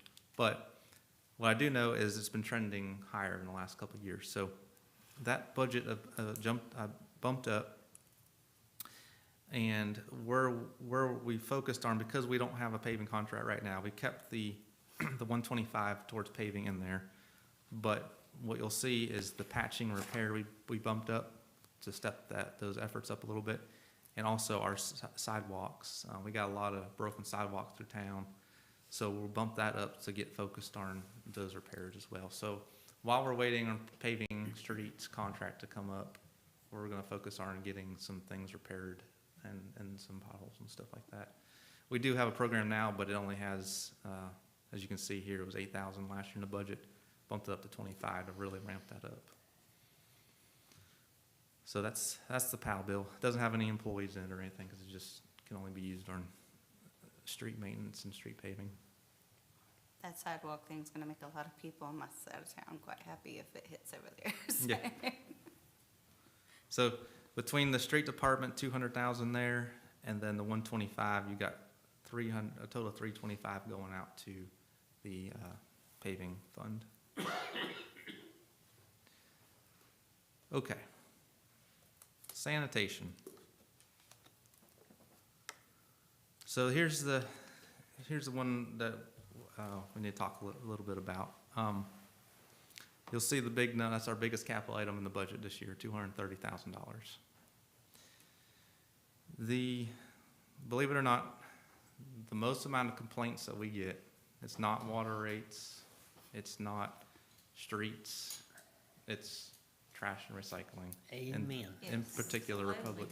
And they quit when they don't come. Yeah, in particular, Trash. Republic, that is a service that we contract out with Republic. So I'm going to jump over to a quick presentation.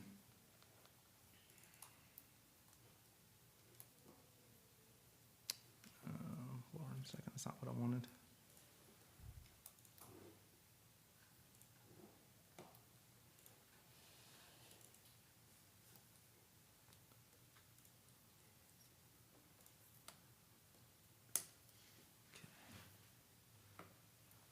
So, Republic Services has provided that service since 2017.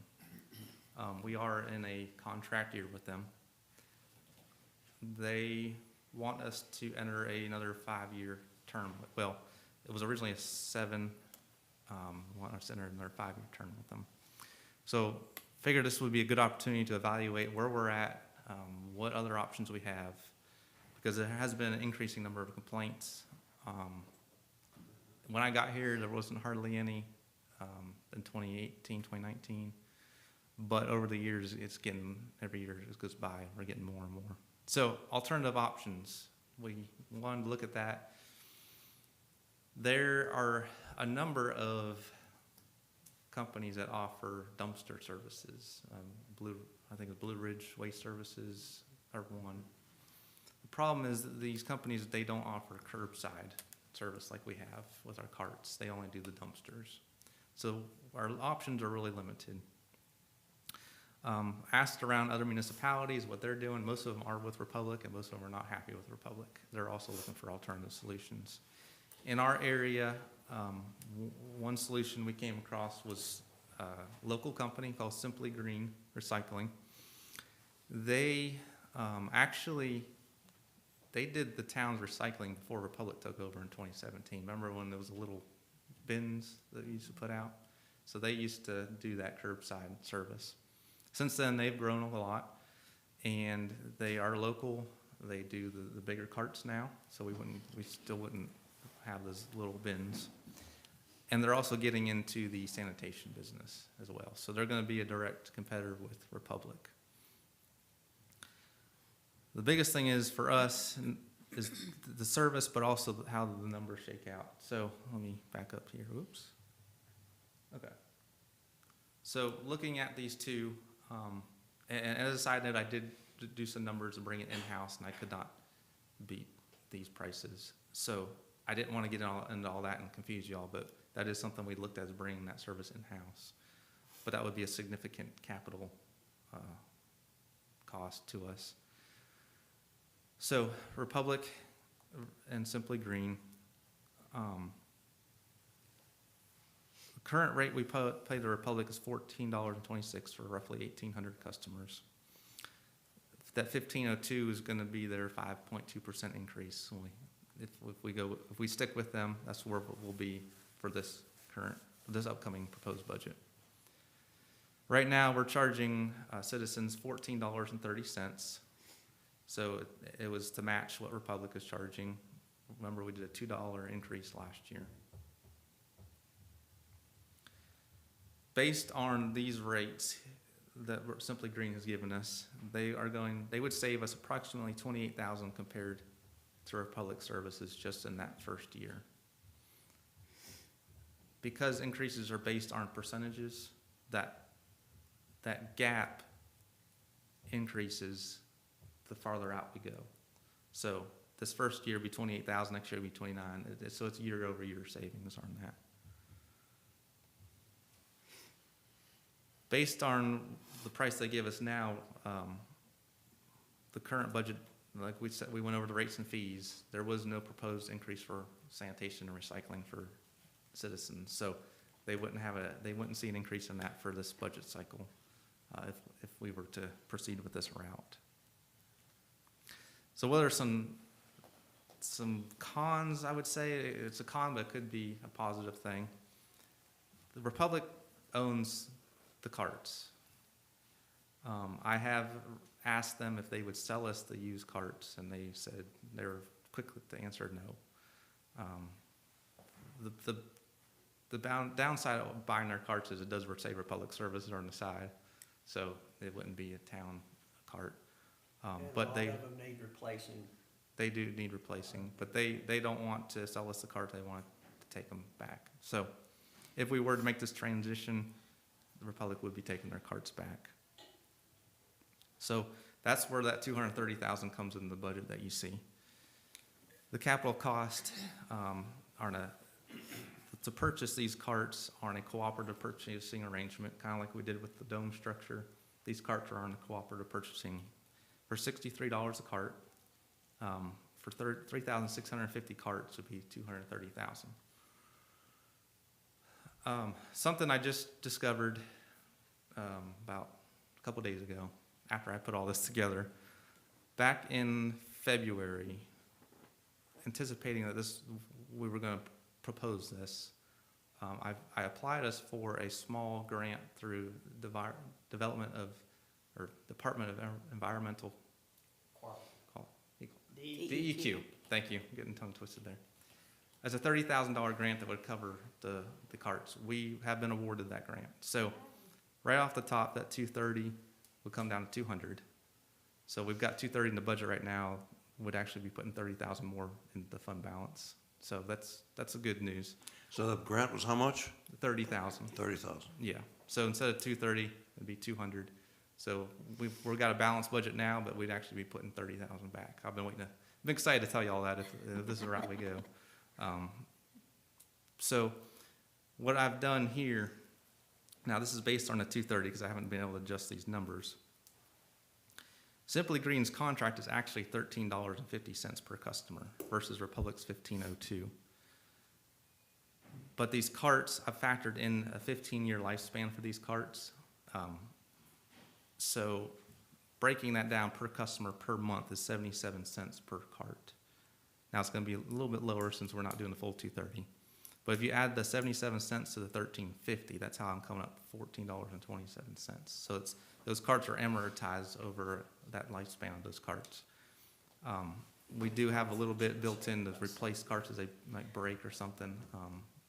But they do come with a 12-year warranty, so we would at least have that in our back pocket as well. Are you going to change slides here? Yeah, I was, but I can hold off. Just a couple questions. One is Republic Services, do they know that they're facing competition? Have they had an opportunity to come back with a lower bid and some kind of agreement that they would provide better service?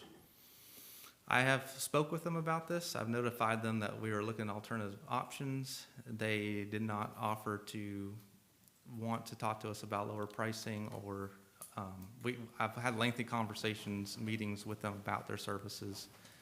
We've come up with a game plan, but it's still falling short of our citizens' expectations for it. So,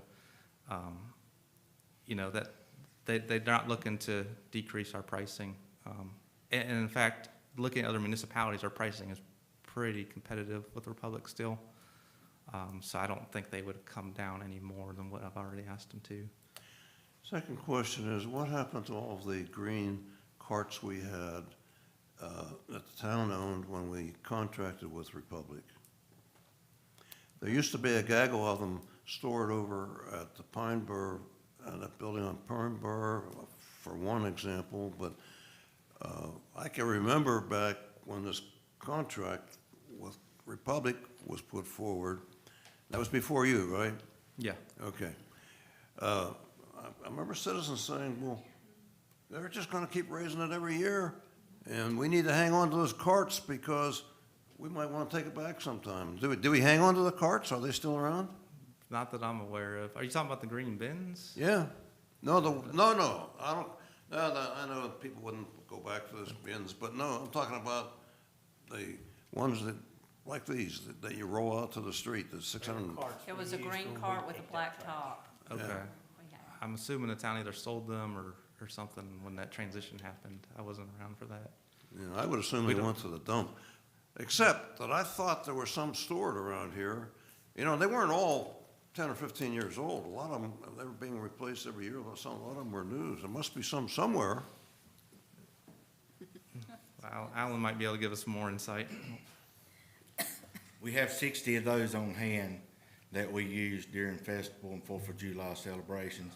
We usually put about 40 out during the town, and that's what was kept at the 2017 time when they changed over, and at that time, all the rest of them were sold. Okay, To a so company. there's about 60, but you need those extras anyway. Is that what you're saying? Yeah, that's why we kept those is for the activities that we have, like 4th of July, the parades, and the festival and things like that. We usually put 40 out, and then we kept extras, so if some of those got broke or damaged, then we'd have repairs instead of having to buy other. So the other 1,800 have been, They were sold at the time the transition was done in 2017. Yeah. okay, thank you. And Bo, I'm assuming Simply Green does not have a cart that they give to people? Correct. So we would supply the carts. Okay. Yeah. And so that's why at the pricing up top, that's why I built it in their contract with us will be $13.50, but we want to compare them directly to the Republic, how much extra are we paying for the cart? So that's kind of why that's up So there. you built in the amortization of the Yes. cars Yes. to the Simply Green line up there. Correct. It's quite apparent that our current supplier does not care about the level of service it provides, seeing as how they didn't even want to come to discuss that with you, or their rates. So, it's kind of like they told us to kick rocks. Well, they got a lot of irons in the fire, and Yeah. so They're about to have a lot less few, according to other municipalities I've heard from. well, a lot of municipalities are looking to alternative Yeah. solutions. So what we've got built in the budget right now is based on, I believe, Republic's pricing. So if we were to make the switch here, not only is that 30,000 coming off the carts, but the about 28,000 less in services cost too, under that contracted services line under sanitation department. Now, speaking of vertical integration, did you consider bringing that back into the town? I think at the time, back in 2017, when we went to Republic, I think we reduced the staff by some total of maybe one. But, and then I think, didn't we, well, we bought another truck, this past year, but maybe not one that lifts the carts up. But at any rate, have we looked at bringing it back inside, since this is something that's done every day? This is not a seasonal, Right. job. Yes, I absolutely did. In fact, I looked at multiple different ways, bringing it in-house, both doing sanitation and recycling, sanitation only and contracting out recycling. Because back when the town did it, they only did sanitation, they didn't do recycling. Right.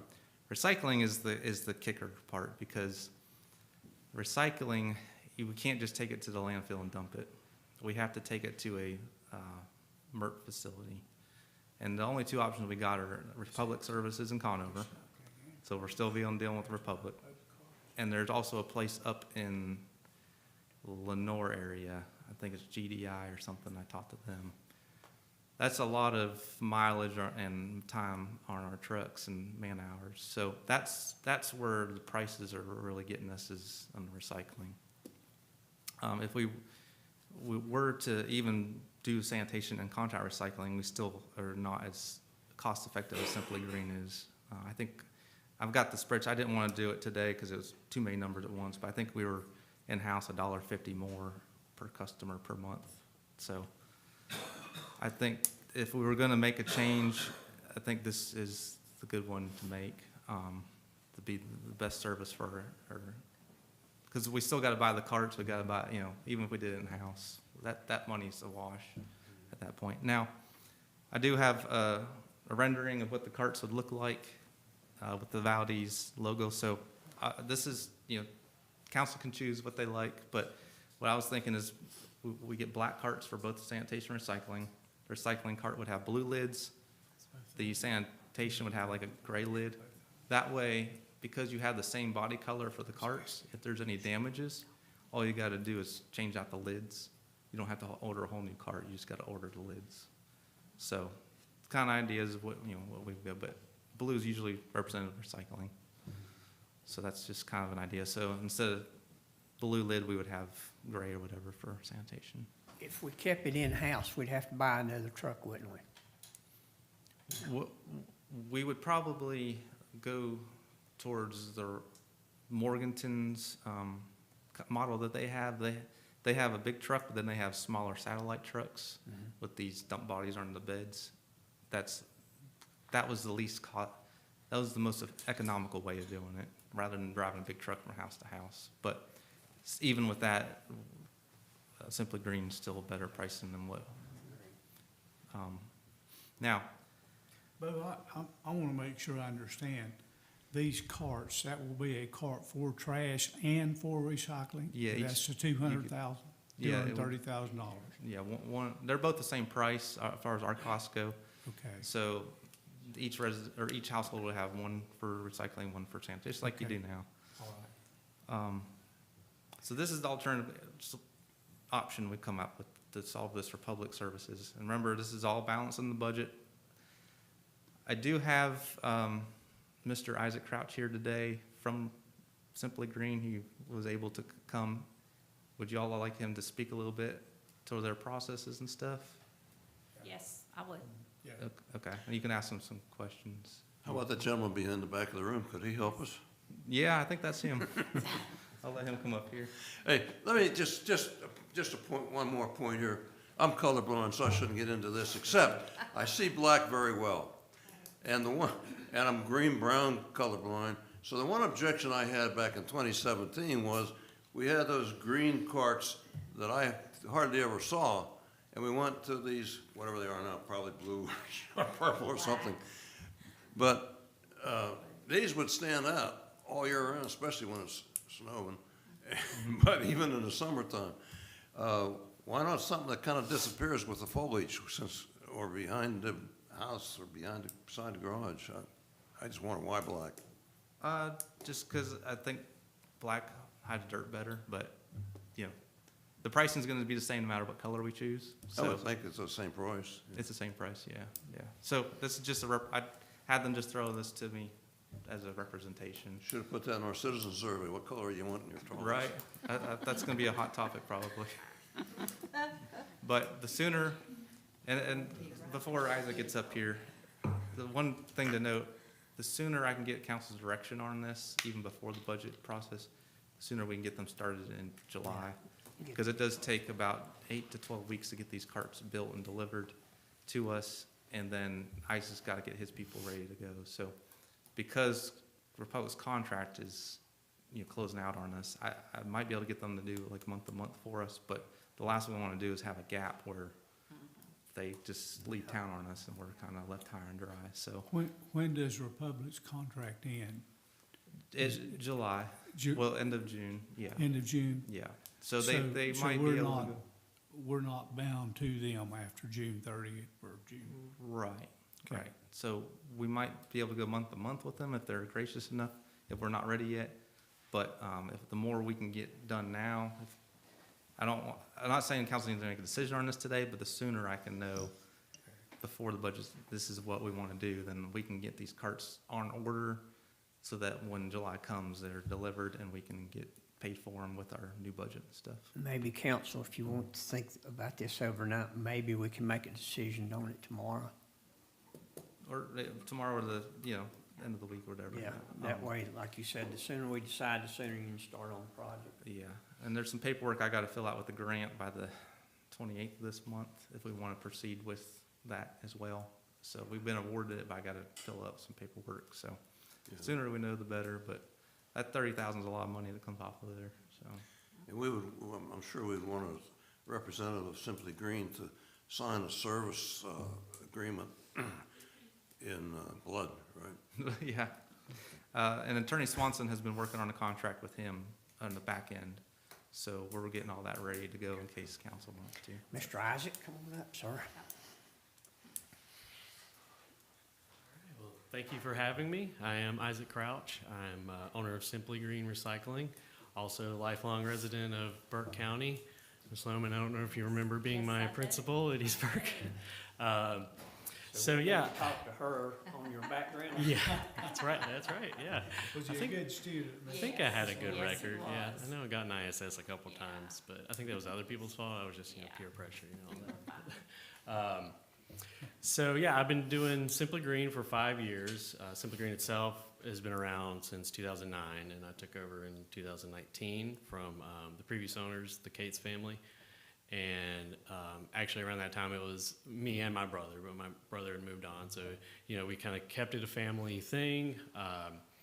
And as you remember before, when you had them before, they were using the small bins and a box truck and doing it in a way that made sense back in 2009, where they were sorting it at the curb and actually being, I won't get into the long history of the recycling market over the past 10, 15 years, but basically the values were a lot higher back then. That made a lot more sense. By the time we got into it, their customer base had grown to where that was just too work intensive on the routes, and then also the values were just not there to make financial sense. So we pretty much within the first 6 months transitioned to what you're used to now with Republic, the compacting trucks and collecting it all single stream, so it's all combined together in the carts, and we take it to a sorting facility in Wilkesboro, GFL Wilkesboro. So we are, we're constantly dealing with those mileage and driving costs, but that's what we've been doing for, for 5 years now, or 4.5 whenever we got that transitioned over. And I guess in terms of, with the problems you're seeing, obviously I can't speak to those in terms of, I'm not currently a resident of Valdese, although I did live here in middle school and high school. But I don't think we had recycling back then, so great that y'all have it now. But in terms of just, just being, in my personal life and in my business, this is my community. I care about this area. I care about my business. I care about our customers' thoughts, and I care about if they're happy with their service. And we're, constantly you know, every day, just talking to our customers and working out issues and trying to, anytime that, you know, we're at fault at something, you know, we do everything we can to make it up. And, you know, like I say, in general, we get a lot of good feedback from our customers because of that, and a lot of good customer satisfaction. In terms of, I guess, waste, we have been, you know, right now we're an opt-in service, so our growth is fueled by, on the residential side, people, you know, going out of their way to seek us out and pay for our services. And then, you know, on the business side, we have gotten a lot, you know, more aggressive about going after those accounts because those are usually larger accounts. But just in general, you know, that has been fueled our growth. And so we've been, for a while, hoping to expand into, you know, municipalities to really just kind of continue that growth and be able to hire more people and, yeah, just continue doing what we really love doing. And, you know, with the waste services, you know, that's just a way for us to be able to be more competitive in that, to be able to provide both. And when we really started looking at it, there's really not much difference in terms of operationally what we're doing in terms of recycling versus trash. At the end of the day, we pick stuff up and we take it somewhere else, right? It's a pretty simple operation. Obviously, day to day, there's a lot more complexities, but, you know, right now with recycling, we're picking recycling up, taking it to Wilkesboro. In a way, you know, trash will be a lot easier because we'd be taking it to the Burke County landfill. So, a lot less driving, a lot more flexibility with, you know, I guess, if a truck fills up, just go dump, keep doing the route. That's would be, you know, we're always kind of dealing with that, making sure we have empty trucks on hand, but that would be a lot simpler in that term. So, yeah, I'm excited about the opportunity, and thank you for, you know, letting me talk, and I'm happy to answer any questions y'all have. Do you foresee the schedule remaining the same, the pickup schedule? We do, yeah. Okay. So the Monday and Tuesday, trash collection, and then recycling.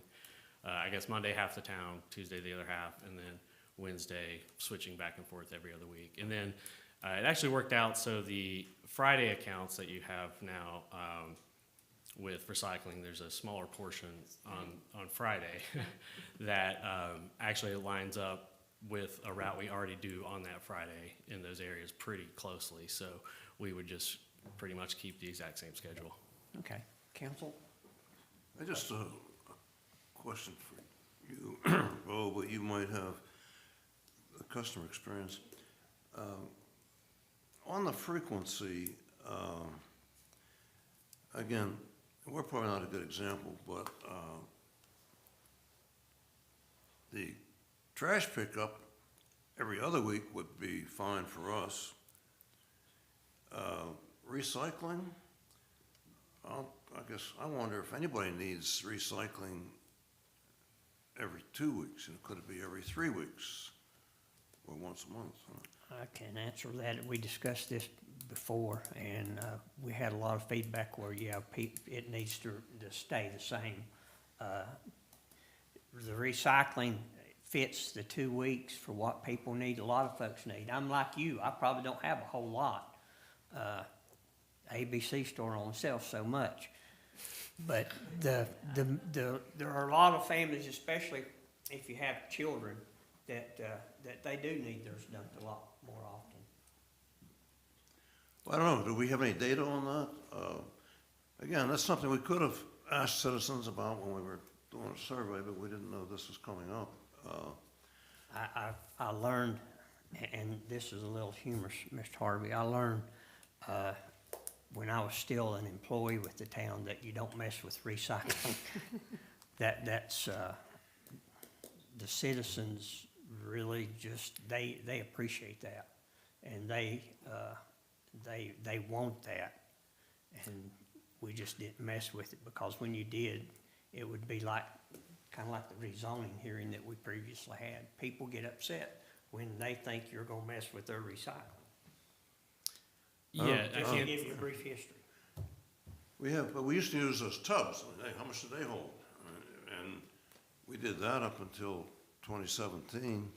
And were they picked up every 2 weeks, the tubs, or every week? Not in 2 weeks, I think. Every 2 weeks. Every 2 weeks. So then we went to 4 times the capacity, at least.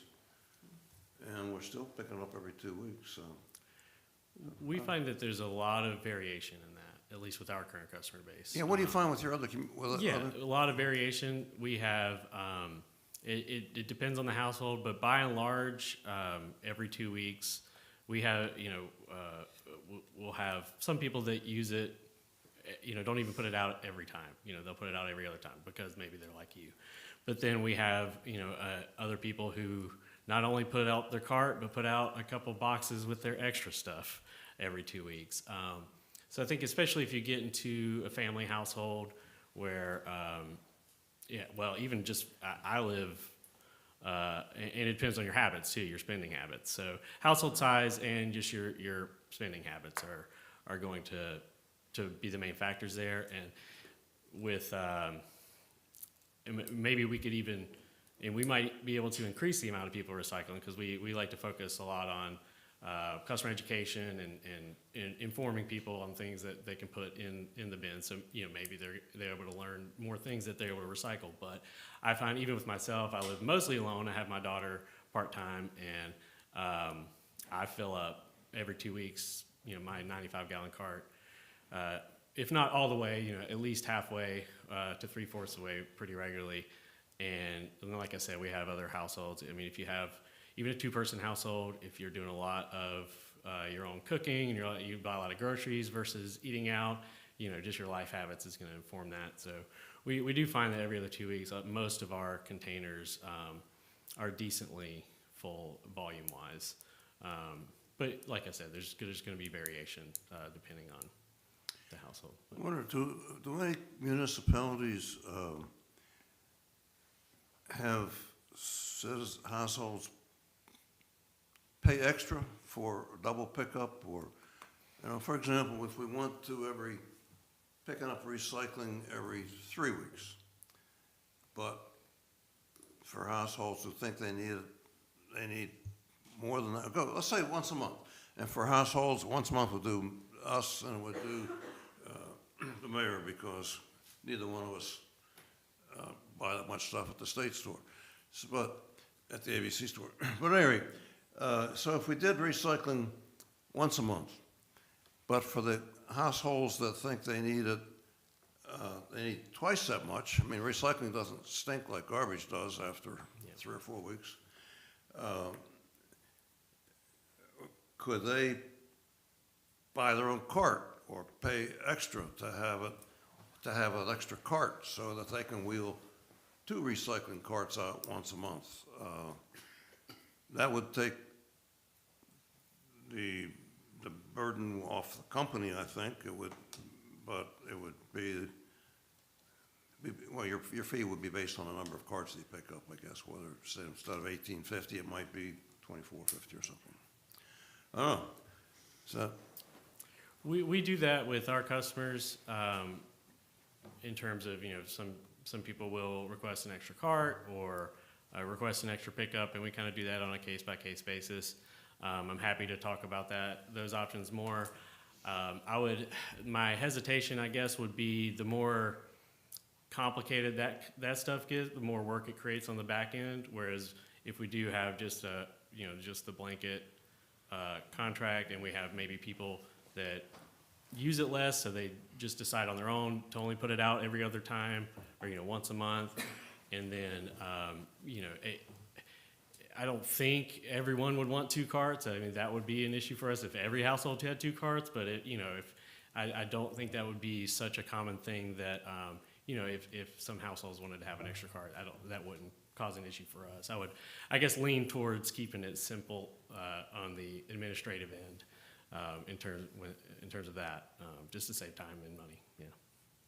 well, sometimes I skip putting the recycling on it, but Yeah. but you're not going to cut your fee just because I skipped it. Right.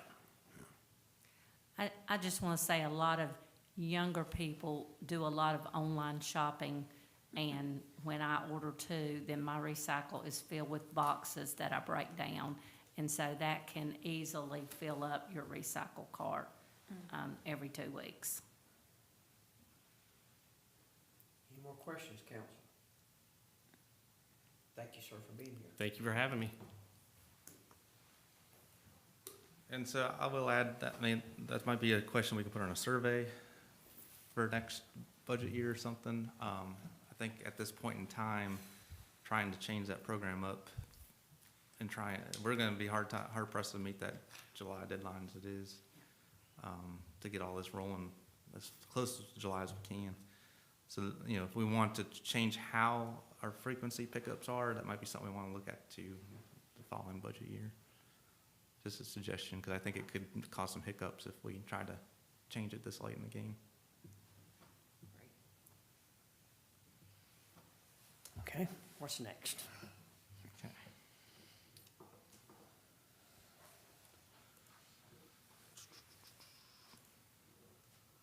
Sanitation.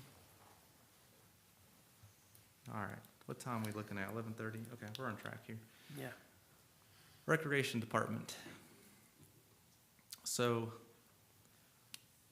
what we have in here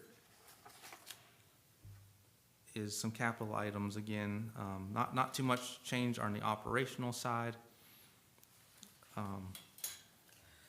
Capital items, we can go over real quick. Let's see. Before I jump into capital, is there any questions on operational items here? What is the part-time pay for?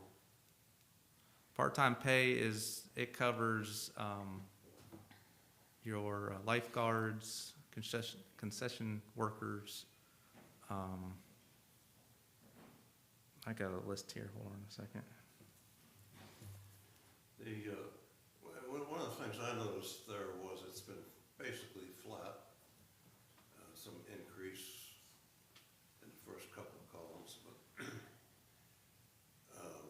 with the pool not being open last year and this year, are there lifeguards, are there part-time employees who are involved with lifeguarding when the pool's open in the wintertime? There are, I'm not sure what your question is, but there are lifeguards. Well, I'm wondering, the part-time, the line item part-time pay has been flat for the last 3 budget years. This year and the new budget we're looking at, basically flat. Does that include lifeguards for wintertime swimming? And if it does, where were those lifeguards the last 2 winters? Okay, yes, it does include lifeguards. Are you asking because the pool in the wintertime has not been operational? Right. Yeah, 2 years so- in a row it's been non-operational. So we didn't decrease we didn't decrease the budget number because, well, for this year, we thought the pool would be up and running by now. So that budget was kept the same. So even though we may not be actually paying them, what you're looking at is budget numbers have been kept flat. But under projected, aren't we projecting that we are paying them?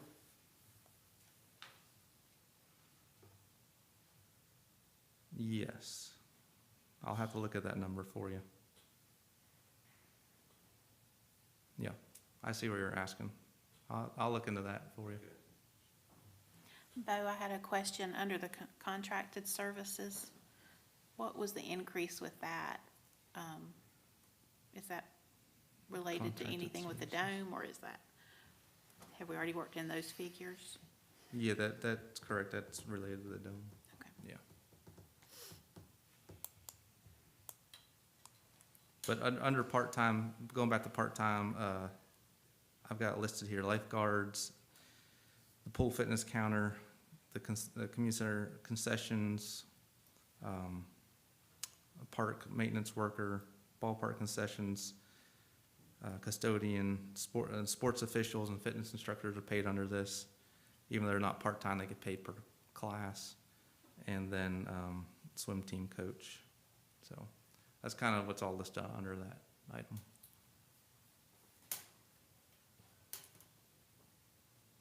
Okay. Anything else for operational? But you said you're gonna look into that, right? 'Cause you gotta look into whether we were paying part-time lifeguards when the pool was not open. Right. Okay. And the statements, they'll tell us where we're at in the year currently too, and that's gonna be more predictive of where we're at. So, yeah. I wouldn't hang your hat on that projected column, because that was just keyed in there, okay?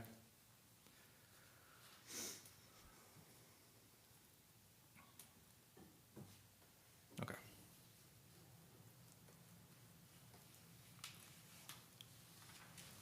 And so, something I just thought of, I should have mentioned before we started all going through the department's list. So as far as salaries go, in this proposed budget, I do have a built-in COLA for that, of 5%.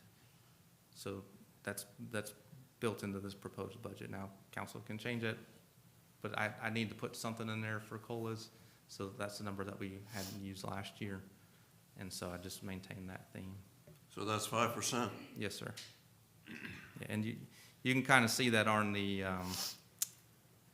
that one sheet here, personnel, exhibit 10. You can see it fluctuates because we've had employees come and go, retirements. So some employees come in lower than others, but overall, you're around a 4 to 5% increase on the salary side. So that's where that's coming from.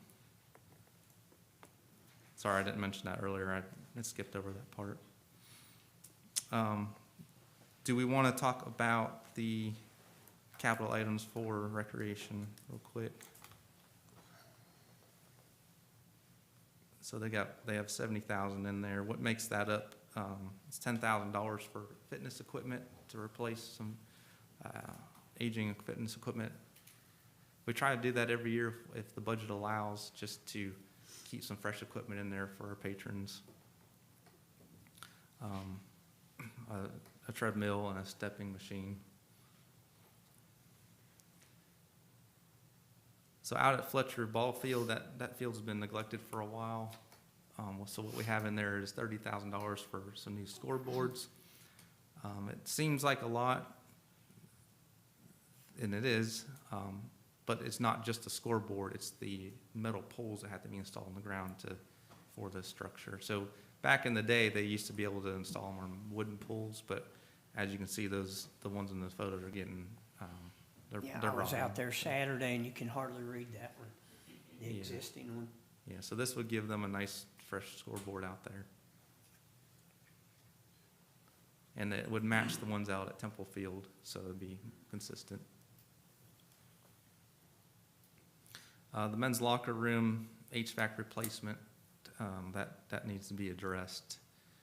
The last one was installed in 1998, so it's starting to give some, quite a bit of trouble for the recreation department.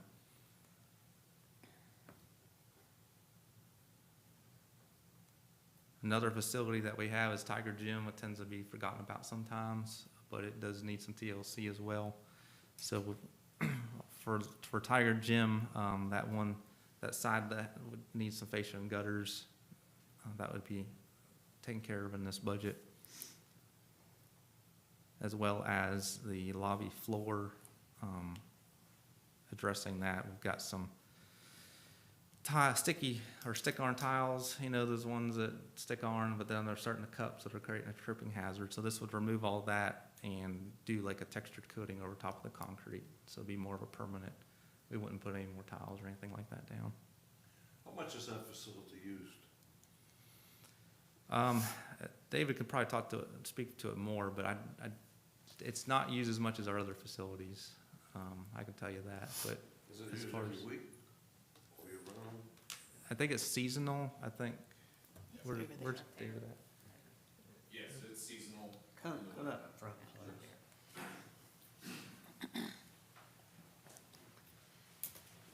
Thank you. Good morning. So it's used seasonally, primarily for volleyball, our youth volleyball program, our youth indoor soccer programs, and then for our basketball programs for youth as well.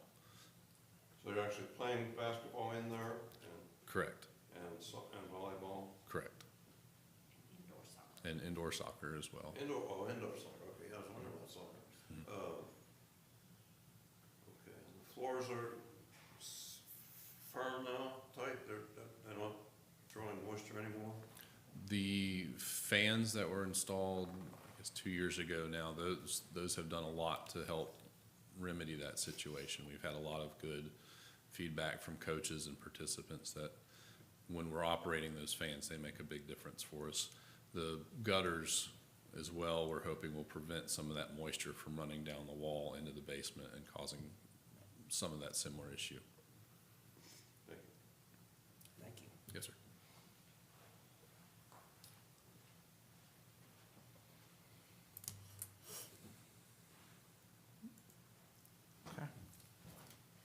Any more questions for Bo on recreation? Okay, next. All right. While we're here, we'll just touch on community affairs CIP since we're right here. They've got couple things in the CIP at Old Rock School that are in the building. You can see it starting to rot and fall apart. So gotten some quotes. $30,000 is what it will take to repair that. So that's the removal and replacement of the rotten wood, caulking and sealing, and giving a fresh coat to preserve it. So that is on the second and third floors for that work. And this is kind of a phased, because there's so much on there, this is phased. So we'll do a section this year and then a section next year, try to break that up a little bit instead of doing it all at one time. Another item is a drop ceiling installation for $17,000. So during the renovation, there was some new fire rated tiles that were put in. But the second floor west hallway is different, it looks different. So what this would do is update and make that look more seamless, and give it that fire protection as well through both hallways. So the top picture is what's there now, and the bottom picture is what the new stuff looks like in the other hallway. So those are the only two things for community affairs, Old Rock School. Yeah, I think, no question, those two things need to be done. The concern I had about the Old Rock School in the capital improvement plan, longer range, are the windows. And I see they're coming up at $100,000 a year over the next few years. But there's a big need here, I think, that this council can't address, but it needs to be addressed by the town at some point in time, and the sooner the better. We put $1.6 million into the Old Rock School, most of it thankful for all the staff effort that brought us most of the funds by grants. But it extended the life of that building tremendously. The auditorium, it's a new auditorium and one of the best in the county. The other thing that would extend the life of that building by 30 or 40 years, if not more, would be replacing all of those old windows with energy efficient windows. That's a big dollar item, and I don't know whether the $100,000 several times out there is good or bad numbers, but I know those things are expensive. And my guess is that's somewhere between $1 million and $2 million to replace all those windows. But that would save annual energy costs. It would save a lot of things. It would save the constant leaking of those windows and the repairs that have to be done to the inside window sills. I mean, that's been going on constantly. What we really need is another big project of replacing all those windows. I think there must be some grant opportunities out there. I would think that citizens would come forward and support a fund drive for that, like they did for the auditorium. I would hope so anyway. So I don't know how we get something like that off the ground, but I think that needs to get off the ground. If that could be done at one time, it would, it would add 40 years to that building, almost immediately, as soon as it was done, plus save energy, save a lot of annual maintenance costs as well. That's beside what's proposed for this year, which is things that are outside the windows that need to be done anyway. Yeah, it's a big ticket item for sure. Yeah, so I don't know, throw that out. The council members are gonna be around here longer than me. Well, the staff's gonna be around here longer than me, but I think that's a big community project that needs to be done. Yeah, the way we got it built in to the plan now is over a 5-year span, just to break those costs up. But you're looking at about $1 million, $1.5 million, like you said. So definitely in that time frame, be looking for grants that might pay for energy efficiency, things like that. But right now, we don't have anything on the radar that's going to pay for those windows. So, but it does need to be addressed. For budgeting purposes, we did have a local contractor give us a price on what it would cost to replace them. So that's where these numbers came from. So obviously, when the time came, we could bid that out if we were doing a larger project overall. Okay. Go back to the operational. So one more thing about community affairs, our citizen survey came back and said that they wanted July 4th or on Saturday, 2026. So we do have that included in the budget as well to make sure that happens on that Saturday. So we've got the fireworks money built in there, the time and everything that requires. So that is built into this balanced budget. I was hoping somebody would ask you, but nobody did, so. Anybody have any questions? Moving right along. Okay. You want a break for lunch now? I'm not really gonna go over year-to-date stuff unless there's particular things that we do that at council meetings. That pretty much wraps up, that was the last department to go through in the general fund. So it gives you an overview of where we're at. So this afternoon after lunch, we can discuss insurance, which I think you'll find some good news with insurance as well. But we'll kind of get into that. I'll get ahead of myself here. Okay, we'll stop there, yeah. Okay. Is it good? You have any more questions? Cool. Let's see. The exhibit 10, you haven't got to that. Are we gonna do this after lunch, or can we? We can do it. That was just more for reading material. I wasn't gonna go in at depth, but we can cover, I'll bring it up here, we can cover that. I just have 2 comments on that. First of all, as a question, what is the deferred comp under the police department? What is that number? Deferred comp. What's the purpose? It stands out because it's the only deferred compensation number. Okay.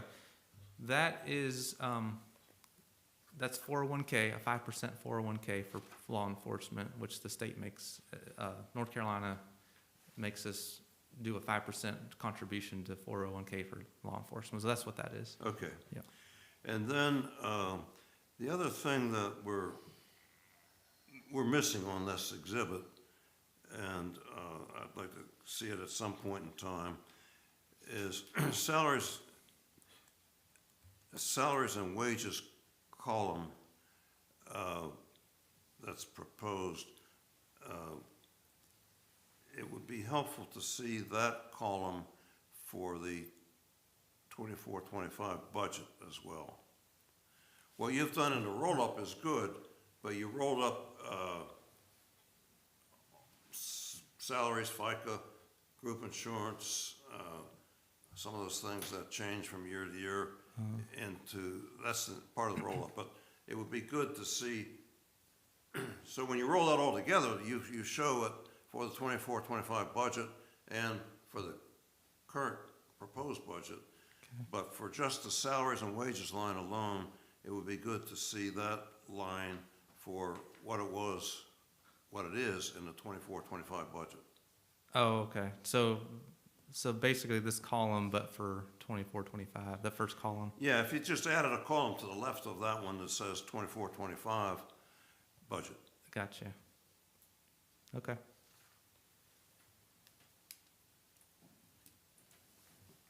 All right. Okay, council, anything else? Okay, we will recess for lunch and return at 1 o'clock. And lunch is in the kitchen, thanks to Mrs. Zimmerman and Jessica.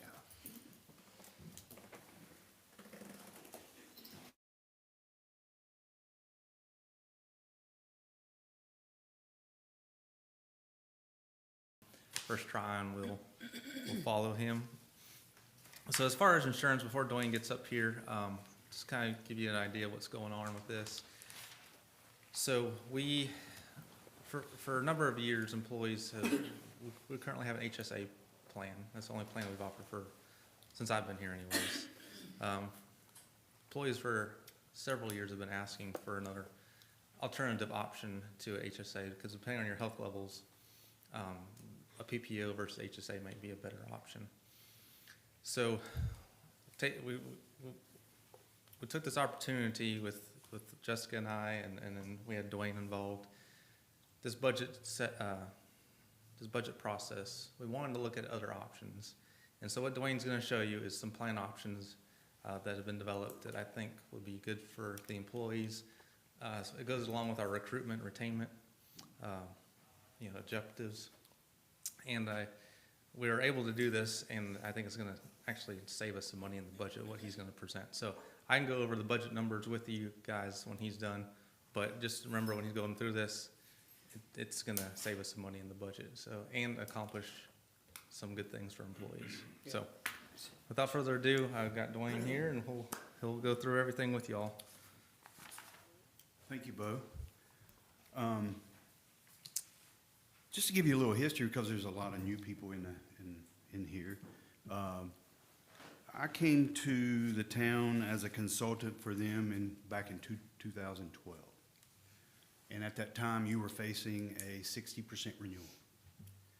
So the reason you have a 60% renewal could be a lot of reasons, but the main reason is we had incredibly high utilization. And in order to facilitate a sustainable plan design that everybody can live with, there's a lot of changes that have to be made. So over time, we implemented those changes, and it's really helped us be able to offer the plan design that we currently have and keep the rates at a level that's really unprecedented in our industry, because the average renewals, medical trends averaging approximately 8 to 9% annually. And a lot of that is because the specialty drug market is absorbing about 6% of that. So it's hard to get below a 6% renewal, just specifically because of the RX side of the plan design. But what we did 13 years ago is I suggested one way to curve utilization is to implement a health savings account. And we did that, and it was a drastic move on the town's part, but the council went along with it, and because of that, I'm still here and I don't need police protection or anything, so everything's moving pretty good. So what you're gonna see at the end of the day is that you're gonna see the rates basically go backwards to approximately 2021 rates. So it's a very favorable renewal. We got some incredible options. But before we go to that, I would like to just go over a little bit of where we're at today and what we have. So our health plan is a health savings account plan. It's a high deductible qualified health plan that has HSA eligibility attached to it. And in addition to that, a few years ago, to further have some cost savings, we implemented a post-HRA arrangement. So basically, your plan design here at the town is one plan, HSA eligible. It carries a $6,500 individual deductible, a $13,000 family deductible, and the out-of-pocket limits are as follows: $7,500 individually and $15,000 for a family. And then after the deductibles are met, there are some co-payments for drugs and emergency room, and that goes toward the maximum out-of-pocket. And this completes your plan design. So there's no first dollar coverage under an HSA arrangement except routine examinations. So as long as it's routine, mammograms, blood work, even routine colonoscopies, they're eligible and covered at 100%. But everything else that's diagnostic is subject to the deductible. Now, that's kind of aggressive, and it wouldn't attract a lot of people. It wouldn't retain a lot of employees either. So that's where the plan design that we have in place comes into play. And we take that and the town contributes to each individual's account of $1,000. So basically, every employee has $1,000 to help cover those diagnostics like a sinus infection or flu or, just a general infection of some sort. So that would help get them taken care of. And then they also have the availability of contributing additional dollars pre-tax out of their check up to the maximum IRS limits and guidelines. And you do have to take in consideration the $1,000 contribution that the town puts in. That's included of what they put in. Any questions on HSA? Okay. We used to have a lot smaller deductible, but what we did is we implemented the HRA arrangement. And this is really where the power of higher deductibles come in. So what we did is we did a lot of analysis. You only have approximately about 10% of your population that are meeting the total out-of-pockets. And in some situations, it's a little higher than that, but on average, it's around 10 to 12%. So what we did is we took the deductibles that we currently used to have, which were approximately $3,500, and we upped them and the out-of-pockets to $7,500, giving us, a premium savings of approximately $80,000 in a year by doing that. And then, of course, out of that $80,000, then you take those funds that you've saved and you use it in the HRA arrangement. And the way the arrangement works is basically every employee exposure is just a $4,000 exposure, not $7,500. And if you take the $1,000 HSA contribution in consideration, that knocks it down to a net exposure of $3,000. So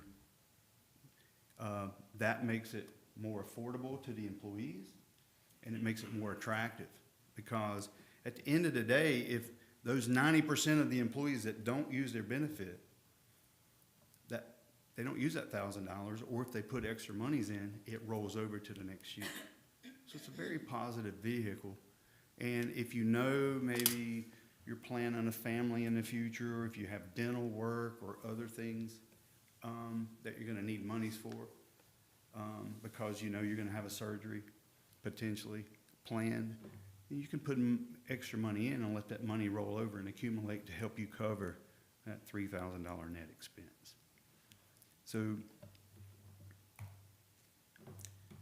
basically, with the HRA agreement and the HSA dollars, it limits all the claims to the $4,000.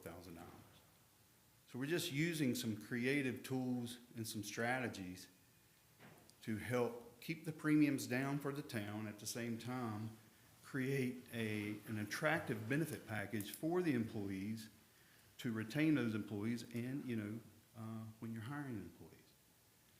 Currently, right now, the federal government maximum for out-of-pocket is $9,250. So that's, and the town's net, technically, if you take into consideration of 3,000 is, the $1,000 minus the 4,000 is 3,000. So it's a very attractive benefit because exposure is what it's all about. And a lot of people just don't have, especially employees, don't have money like that sitting around. Any questions on the HSA or the HRA wrap and the way we've designed it? Did I leave out anything, Bo? No? That's our current plan, right? That's our current, this is our current plan. And that's medical. On our dental, last year, we doubled the benefit. So the calendar year maximum per covered member is $2,000. Get it more in line with today's trends. $1,000 maximum was a little undesirable because, a root canal or a crown would absorb that in almost one visit. So we doubled that benefit last year, and that was very widely received, and it's something that we had planned over a several-year period. So it's not just something we just did. It was good timing, and the rates came in last year to the point where it enabled us to do that with little to no significance of a budget issue. So we also have a group vision plan that's pretty standard in the industry today. It covers a routine eye exam, and it also gives an allowance of up to $200 for glasses or contacts. And then if you have progressive glasses or lenses like bifocals or trifocals, it creates a copay issue for the employee instead of having to come up with all that money. And you get a routine exam every year for $10, and you get lens or contacts and frames every single year as well. Then the benefits here for the town, for life benefits, every employee has 1.5 times their salary. It does double if they get killed accidentally. Benefits are reduced. This is pretty standard in the industry. Reduced by 35% at age 65, and if the employee's 70 and older, it's 50-50. That's a good benefit as well. So the benefits for next year, you can see here, your renewal came in approximately 7%. We negotiated it down to a 1.3% increase over current rates. And so that's the revised renewal with Aetna, and that's if we stay with that plan. I also bid it out to all the other vendors that we deal with, the top 4, United Healthcare, Cigna, Blue Cross, and Aetna are the primary carriers in North Carolina. I put Blue Cross side by side with Aetna because it's a very strong quote, and I wanted you to see that. It takes your out-of-pocket with Blue Cross Blue Shield down to $6,000 versus $7,500. And we would like to implement, as Bo said earlier, another plan choice for the town employees to choose. Especially the employees that have children coverage. You know, a lot of times small children, they go to the doctor a lot.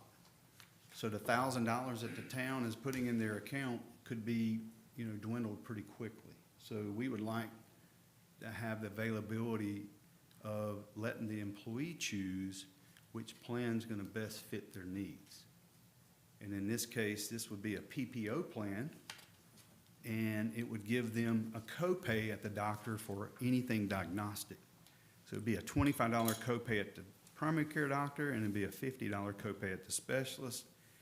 Also, it would add a copay to urgent care and emergency room, which, when you have small children, accidents, things like that, sports, that's where they're gonna meet a lot of their expenses. So this would enable them to have first dollar coverage with a copay, cost share. And then anyone or any employee that chooses this plan, the town would not be able nor have to pay their $1,000 contribution toward their HSA because they would not be eligible. So you would save that. But this gives just another added solution in your benefit package, enabling the employees to have more choice and availability based on need. Any questions on that?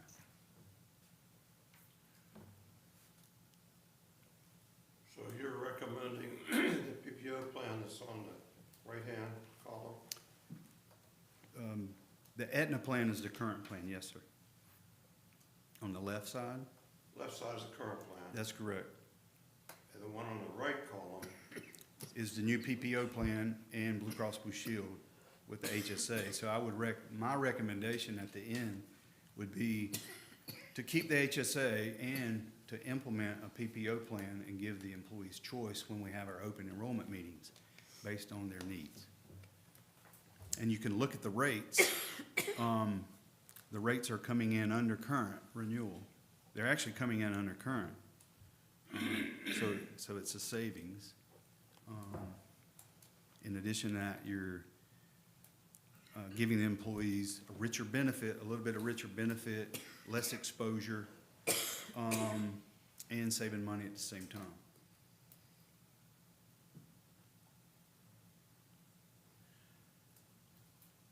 still not quite clear on what it is. What we have presently Is with Aetna. with Aetna, and it's both of those columns or just the one column? Yeah, well, it's both the columns. I'm showing you the current rates And on the left of Aetna, and then the new rate. the new rate for June 1st of 2025, if you were to renew Right. that benefit. So in the right-hand column under Blue Cross Blue Shield, the left-hand column is the HSA plan, That's correct. and what's the right-hand column?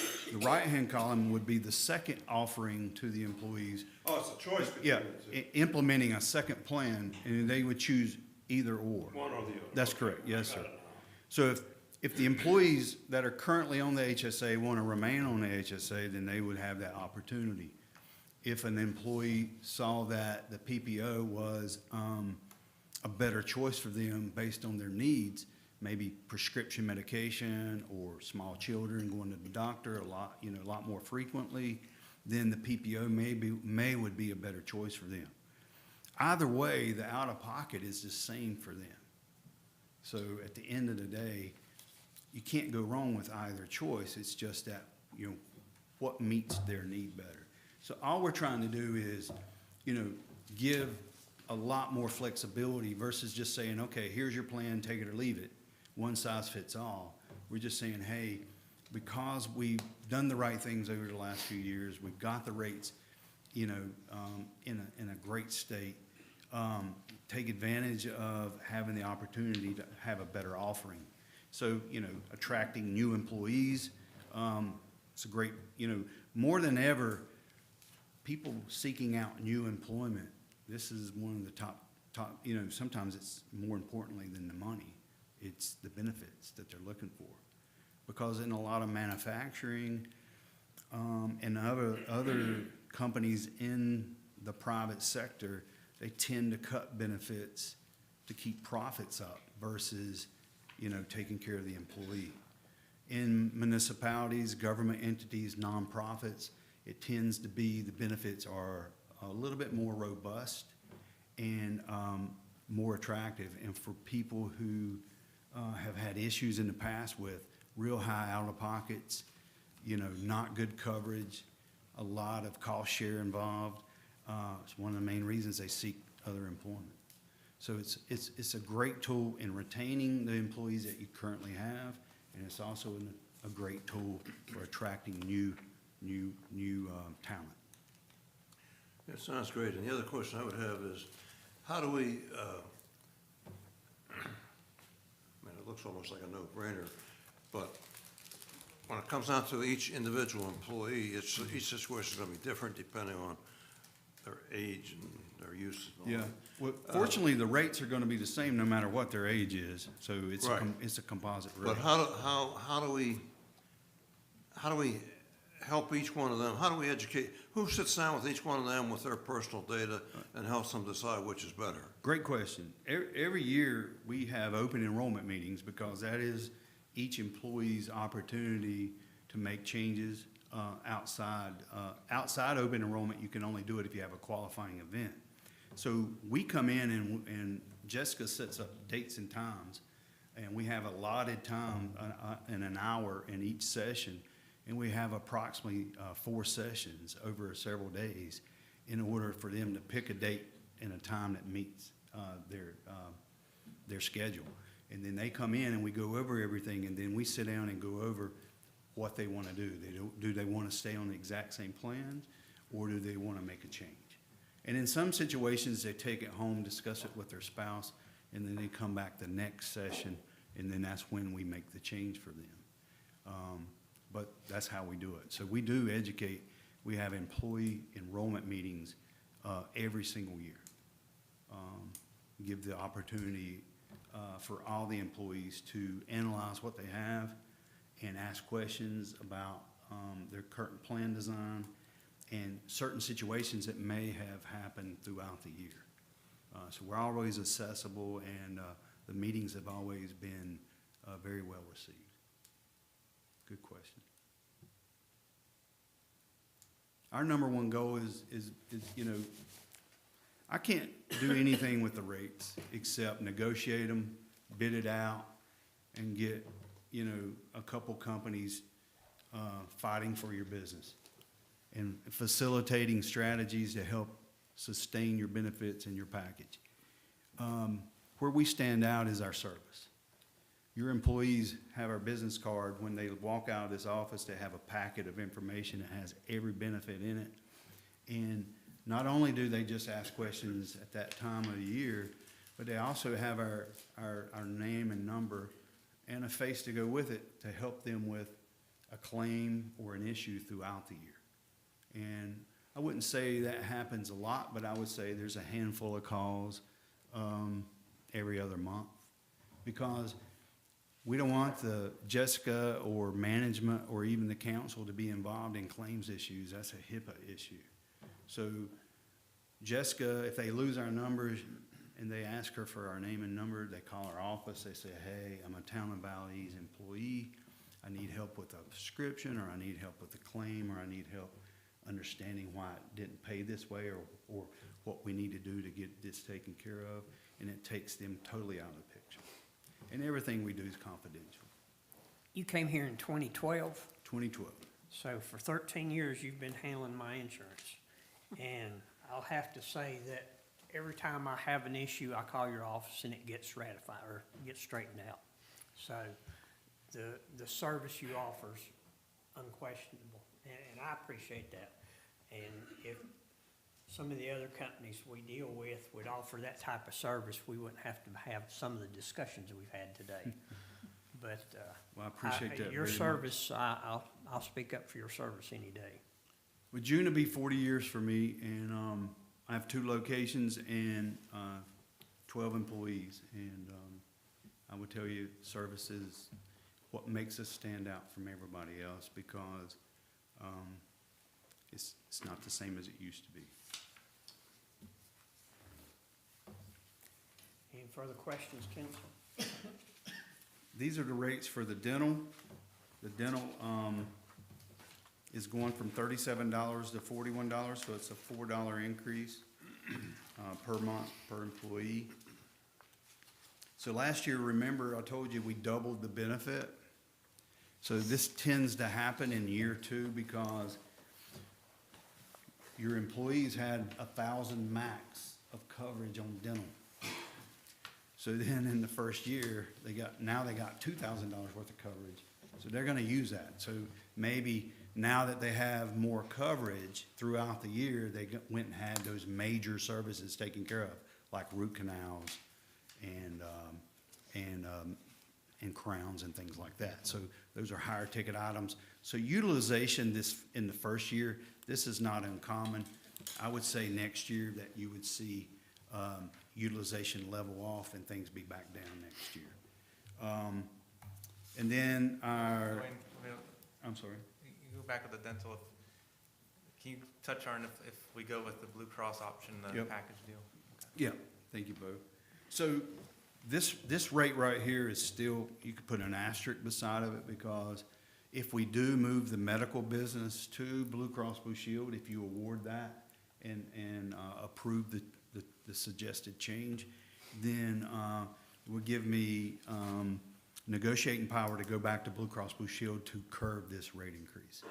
So we would, that when you package all your benefits together, and we've had everything else with Blue Cross for a long time, now we would potentially be bringing the medical benefits back to Blue Cross.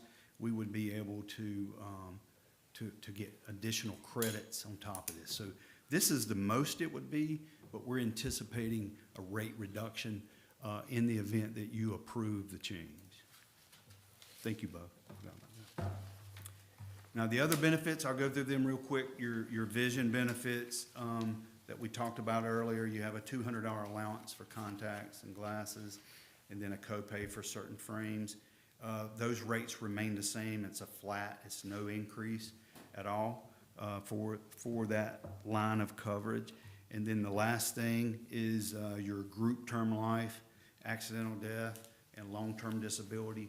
Those rates have had a 2-year rate guarantee. So last year, the rates have been locked in for all of '24 and all of '25 next year. So the next potential rate increase could be 2026 for those coverages. So the proposed changes, my recommendation would be as follows. I would suggest that you adopt the additional plan. I would couple the HSA with the choice of a PPO for your employees to have more flexibility and choice based on their individual needs or their household needs. I would offer the two plans. I would keep the HSA contribution at $1,000. The employees, only for the employees that stay on the HSA plan design. And then I would keep all the other coverages as the same. We're going to try to negotiate, if you go with these recommendations, we're going to try to negotiate the dental rates back down to a single-digit number, or possibly even flat. We'll see how far we can go. So the results for this is $1,500 less exposure overall for the HRA funding, because the out-of-pocket, remember, is going on this plan from $7,500 down to $6,000. So I know this year you spent maybe approximately $60,000 of your HRA funds that we had set aside, which I think the savings was somewhere in the $80,000 range. So we've netted an increase, gain of about $25,000 in that HRA bucket, so to speak. And then now our HRA funding is going to be even less because the $1,500 reduction. So the positive takeaways are basically, if we switch to Blue Cross Blue Shield, the network availability is a very, very strong product. It's a PPO Blue Options network, which is in every state in over 250 countries. So if an employee was traveling abroad and they wanted to go to urgent care and they're on the PPO plan, they would be able to utilize their copay in pretty much every state in over 250 countries. If the plan design is better for the employees, it's more attractive, it's a lower out-of-pocket. All the coverages, if we bring Blue Cross back to all the other products that we offer, it would all be on one sheet of paper, so to speak. It would all be coupled with Blue Cross Blue Shield, which gives you huge purchasing power with the additional package credits.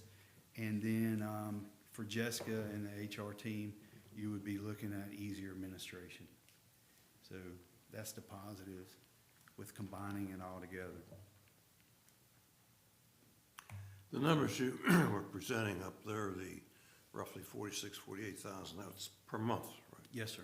Okay. And the rates based on the number of people covered by it, I would assume. That is correct. So this plan, for the first time in years, excludes 6 people up here at the front. That's correct. That has to have had some effect on that total monthly premium. It did. Demographically, yes, sir. It was a huge negotiating tool by pulling those higher-aged individuals out of your demographics. It did bring your composite rates down, and that's how we were able to take a 7% increase down to 1.3%. That is correct. Plus a number of fewer participants. also. Yeah. Well, sometimes that, I mean, it's hard to quantify that because, you know, every group that you do has what we call, an actuarial is gonna take and come up with what they call a target premium. So when you take away premium from that target premium, sometimes that could be bad because, for example, let's say your annual premium's $1 million, and then you make a change that brings that down to 900,000, but you've already incurred $1 million in claims. So if we would have kept that $1 million in premium against the $1 million in claims, we wouldn't have had a medical loss ratio increase.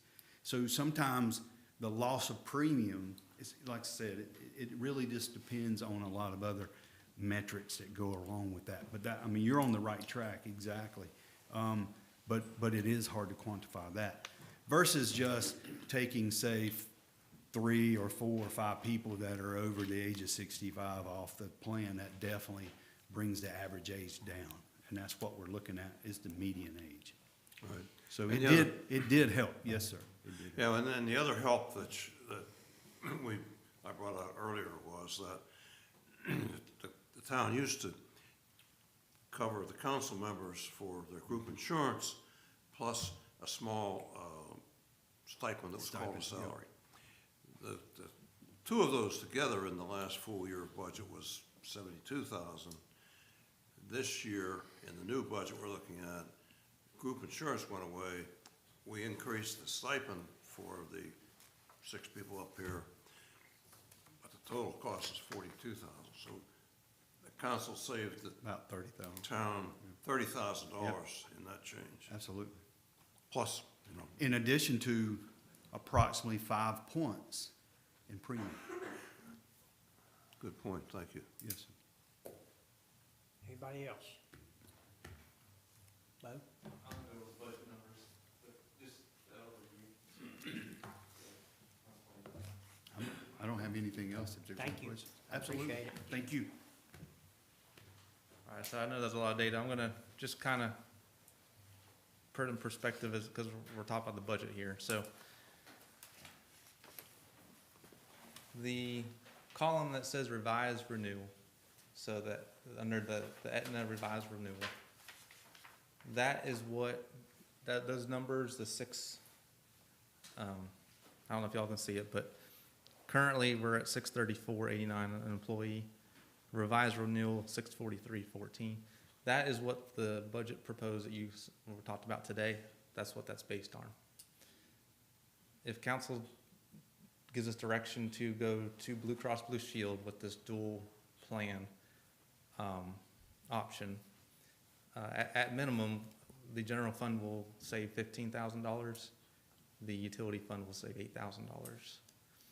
I say at a minimum because if we have employees jump from HSA to PPO, that's an extra $1,000 we wouldn't be putting towards into their account. So depending on how many switch over, they choose to switch over, that's an extra $1,000 each employee that we would save. Now, we don't have a way to quantify that, so if we go with this plan next year this time, we'll have a better idea who's on what plan. But at the minimum, 15,000 general fund and 8,000 utility fund, we can expect to decrease the budget by going that route. So I just want to let y'all, we didn't really talk about the overall budget, how it impacts that, but that's what we're looking at. Questions, council? And keep in mind, this comes effective June 1st, which is a month before our budget takes place. The reason why that is, if we had renewals take place July 1st, we wouldn't have these numbers yet. So in order to have numbers for the budget, we have to bump our thing up, or when it starts. So open enrollment starts in May, so so as soon as I can get council's direction on, the better on this one too. But It sounds like there's two things you need from the council pretty quickly. And this would be one, and the other one is the, Sanitation. yeah, right. yeah. Sanitation. And is the quicker the better in both of them? This one a little more priority because it takes place June 1st, so open enrollment is in 3 weeks. So this is something that, the other thing the sanitation recycling, just the sooner we know, the sooner we can start ordering material, the carts and stuff, so. So if we act on both of them at the May meeting, is that soon enough? Sure. I mean, it doesn't really need a vote or anything. It just, if it's the budget's balanced, if they all are comfortable with it, we can go forward with it. It doesn't have to be formal action. or We anything. could give you direction today on this. You could, or, I mean, yeah, yeah. Because open enrollment starts in May, so the May meeting will be a little late for the health insurance. I mean, it works out better for the town if we go to Blue Cross Blue Shield. And so I that's the agree. route I'm assuming we're going, Yeah, because it's better for the budget and it's better for employees. It's a win-win. I actually think it's better insurance than the other two, but that's just my opinion. Yeah. Council, is it acceptable that the town move forward with Blue Cross Blue Shield? Is that, That's fine with me.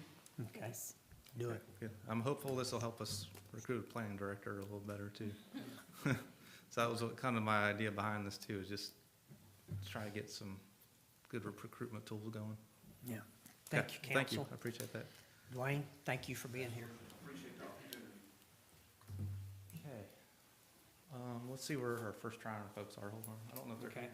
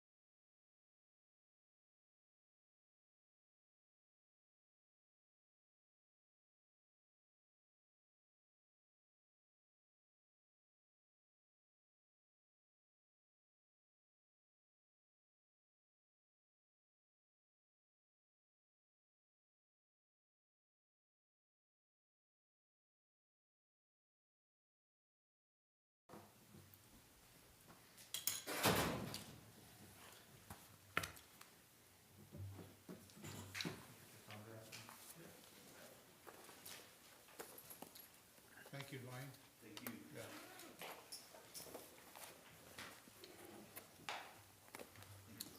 Thanks, Wayne.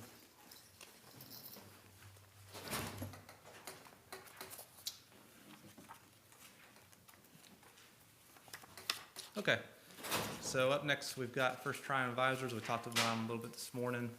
We've got Andy Smith, and I know your name is Chaz, but I don't know the official name. Chazo, okay. But they're here to talk about, the capital planning and debt management, and just answer any questions you have. So I'll let them come up now. Thank you both. Appreciate that. Good afternoon. It's a privilege to be here. Great part of the state. I'll tell you a little bit about, let's see, get us started here.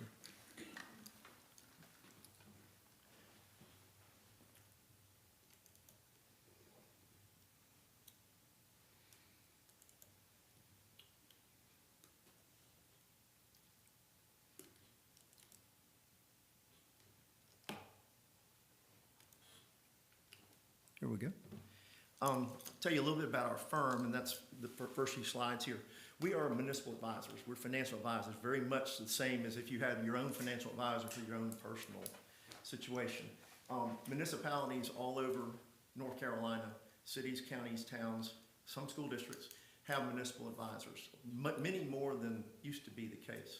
And a lot of this really stemmed from the Dodd-Frank Act, was it 2013, that set forward different ways that professionals can give advice, financial advice to cities, counties, and towns. Back then, there were a number of municipalities in the country that invested in things that were not in their best interest, and they were sold different products, and it caused a lot of problems. So now, bond attorneys, bankers can't come and give you financial advice saying you should do X, Y, or Z, or you can afford this project, or you can't afford this project. That goes to municipal advisors, and that's essentially what we do and why we're here. We're not a bank. We don't sell you anything other than advisory services, and we're very, very different than a lot of our counterparts in the advisory world, and that is because, and we'll show you a list of your counterparts, different cities, counties, towns, of different sizes that use our services. But we're headquartered in Charlotte primarily. I'm in Columbia, South Carolina. Chazzo's in Charlotte. And we function mostly in the Carolinas. We've got a group up in Maryland that does nothing but charter schools and private schools and colleges. But that's not us. We are city, county, town all the time. We have over 450 clients, and we have a huge market share in North Carolina and also in South Carolina. We'll leave this with you, but that's our whole list of North Carolina cities, towns.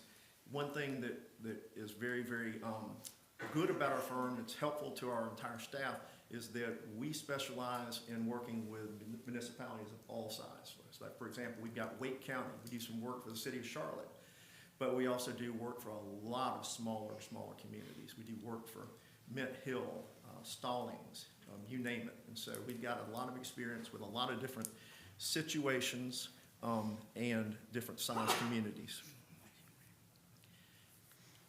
Our competitive advantage, we've got very experienced bankers that have done nothing but work with municipalities for a long, long time. I actually ran a group at BB&T and then Truist that was governmental lending to local governments for about 27 years. We've got great resources. We've got about 20 of us that work on these transactions and work to help you plan out your capital projects and how to afford those within your budget. Accessibility, we're accessible all the time. We're not on planes flying to do deals in Oregon and all that kind of stuff. We're here in North Carolina. And just very, very enthusiastic. This group eats and breathes municipal finance. The thing that makes us the most useful, though, to our clients, let's say you had a project that you needed to do. You needed to do a park, or you needed to build a fire station or something along those lines, okay, or a community center. It's very easy to get a financial advisor to come in and say, okay, let me help you with this transaction, okay? You want to borrow $5 million, okay, 15 years. Here's what the rate looks like, because we just bid out a bunch of this stuff for our clients, so we know what the market looks like. Here's what your payment schedule is probably going to look like. Then we put an RFP together, send it to the banks, or take it to the public market if it was a large transaction, but send it to the banks. They respond, we go through it, negotiate with the banks, and get you funded. Very, very important task, because your staff doesn't do that on a daily basis, okay? That's very, very important. But to us, that's only part of the scenario. It's very easy to come in and do a job for you. But we don't want to know just about that community center or that fire station. We want to know about your capital plan that you've got for the next however many years that you have it for, and how it interfaces with your current budget and your natural growth in revenues, your natural growth in expenses, and model for you when you can build what, when you can take on what project within the guardrails that you set. We used to go in and do the project I just described, work on a fire station, something along those lines. And they get a call from the city manager about 3 months later saying, hey, listen, you know what, we've got to talk to you about that, fill in the blank, whether it's a park or whether it's a substation or whatever. And if we'd known that that was happening too, we might have given different advice. We might have told you to finance something for 15 years instead of 7 years, you know, for cash flow purposes, something along those lines. So that's what we've got up here, the pre-planning part of this. And there's really three things that we do. The pre-planning is what I just described. And Chazo is going to go real quickly through a capital planning model we have that we've built for over 100 of our clients that serves as a great repository of your history financially, where you think you're going, and then you stress test that whole financial picture with the things that you need to take on. And you can see exactly where you need to raise revenues, where you need to cut expenses in order to afford certain items at desired times. That's the pre-planning part, and we do more of that than anybody as far as the financial advisory field is concerned. Transaction implementation is what I just described to you previously. We go and get you funded. We get your project funded, take you to market.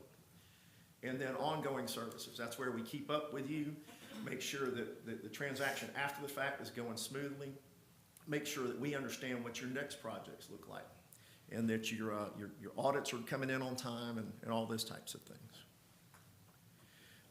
Getting involved earlier is better service, and that's where I was describing the discussions that we typically have with our clients. They get a full, comprehensive, holistic understanding of your entire financial picture and where you want to take that financial picture.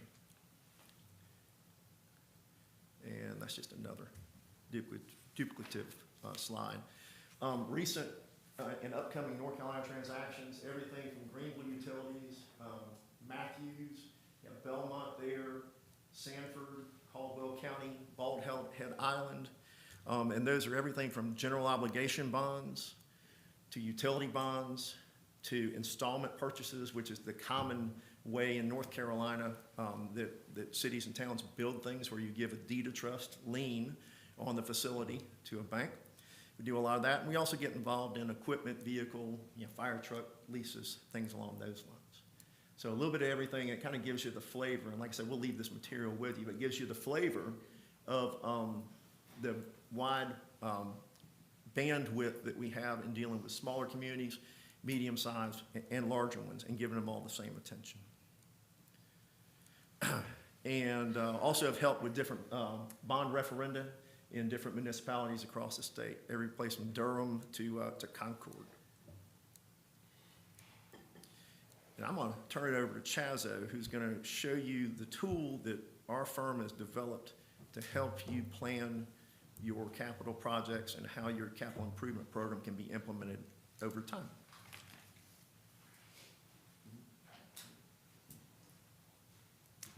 Good afternoon. Thank you all for having us out, as Andy mentioned. So I wanted to talk about capital planning. Why is it important? And then how do we as a firm approach that for our clients, and how we might think it will be a good fit for you all as a town. And so I wanted to start off with just some kind of GFOA guidelines of how they view capital planning and how does it fit into the day-to-day operations of a local government. And so they view it as a way to ensure financial health of an organization and the ability to deliver services to the citizens and residents of your jurisdiction.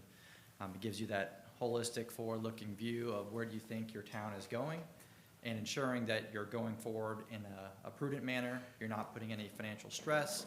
You're not biting off more than you can chew. And so capital planning at kind of a high level is just a best practice for local governments to ensure that they know what's coming and that they have a plan to address what's coming. Kind of putting it into context for someone like the town here, we view it as a key first step for any kind of plan going forward, whether you're planning to issue debt, whether you know that you have certain operational expenses coming down the line, whether it's new staff or just general operational pressures. It allows you to get everything under one roof, make sure that you have all the variables under consideration, and then figure out how do we go forward from here. Do we want to tackle everything that we have on our list? Are there certain absolute must-haves? Are there certain maybe wish list type projects or wants of the town that if we can fund them, great, but if we're starting to look at the overall financial health and implementing everything at one time, or implementing everything that is under consideration starts to jeopardize that health, how do we start to pull back on some of those projects or operational costs to right-size the ship? And so on the left side of the page here, that graphic, what goes into capital planning? Well, obviously it's capital improvement plan. What are the needs on the horizon for capital projects, whether that's renovation and maintenance, whether that's new facilities altogether or some combination of the two. It looks at the elected officials and the staff and what are the things that have been identified as absolute must-haves, what are the things that have been identified as wants, and how do we start to prioritize those types of projects and needs. It looks at the ability to fund capital projects if you're going to borrow money. What is your debt capacity under either state statutes or internal, more restrictive covenants that you all place on yourselves? Similarly, on the debt affordability side, how can we afford to pay for these operational needs, these capital projects? Is it going to be too expensive on our tax rate, and thus we have to kind of reassess, or do we have current revenue streams and fund balances built up that we can, go ahead and execute on this plan as we desire? If you all have any certain financial policies, whether it's fund balance levels or certain, maximum debt burden levels that you all have on your books, we want to make sure that we're keeping those in place. As Andy mentioned, certain guardrails that we're making sure that we're operating under so that we're not violating any policies or targets that you all might set. The Local Government Commission is another oversight and governing body that's going to keep an eye on your fund balance, your debt levels. Every time you have to borrow money, you have to go through their process for approval. So that's just kind of another oversight that's making sure that any capital project improvement plan that you're looking to execute on is done so prudently. State statute requirements, keeping those in mind, particularly if it comes to issuing debt and what does it take to issue debt, what types of debt can you all issue for certain projects. And then, if you do look to fund a project that has construction-related expenditures, what is that timing of construction to ensure that we have funds available in advance of when you all want to kick that off. And so all that together creates a comprehensive capital improvement plan, as well as just a general financial plan that allows you to start to execute on what you want to do to continue to move the town forward. And should there be any potential need for a debt, that also kind of helps move you along that process. So moving on to how does First Tryon approach capital planning for our clients.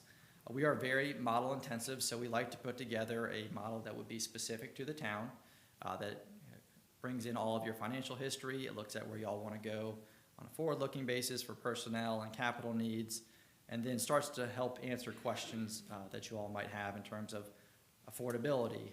What does it look like if we're coming up on a reval year and we want to look at revenue neutral, rate neutral, somewhere in between? How does that shape our future? And so we like to build all of that into a comprehensive model. I'll use your general fund, for example. Look at 5 years of general fund historicals, look at your current budget year, and then project off of that budget year. How do we think our salaries and benefits are going to trend? How do we think general operational costs are going to trend? On the revenue side, what is our sales tax projections looking like year over year? When do we have the next reval coming up? And what is the county telling us in terms of a potential increase in our overall tax base? And then how does that fit in with where we want to reset our property tax rate? We're building all of that into the model, creating a general forward-looking picture, and then we start to look at what additional things is the town considering? Do you need to staff a new fire station, for example? What does that mean in terms of incremental operating costs? Do you have a new park project that's going to cost $2 million, and how do we look about funding that? Do you have fund balance available to do it on a pay-as-you-go basis? Is it a large enough project that you can't afford to pay for it all in cash? You might need to look at perhaps sourcing a grant, or if you have to borrow money for it, what does that debt look like in terms of amount, timing, repayment structure? All of that goes into the model to give us everything under one roof and allow us to make strategic decisions, to allow you all to then make your policy decisions and, again, execute on the projects that you want to execute on, hopefully doing so in the general time frame that you all have laid out, and also doing it with a sense of confidence that, hey, we've looked at everything, we put everything on the table, we've taken everything into consideration, and if we start to execute on this capital list, we know that we're doing so in a prudent manner. We're not putting ourselves in any financial jeopardy, and we can continue to refresh this year after year and reassess priorities, but know that we've got a general sense of where we want to go, and we feel like we can tackle it in a safe manner.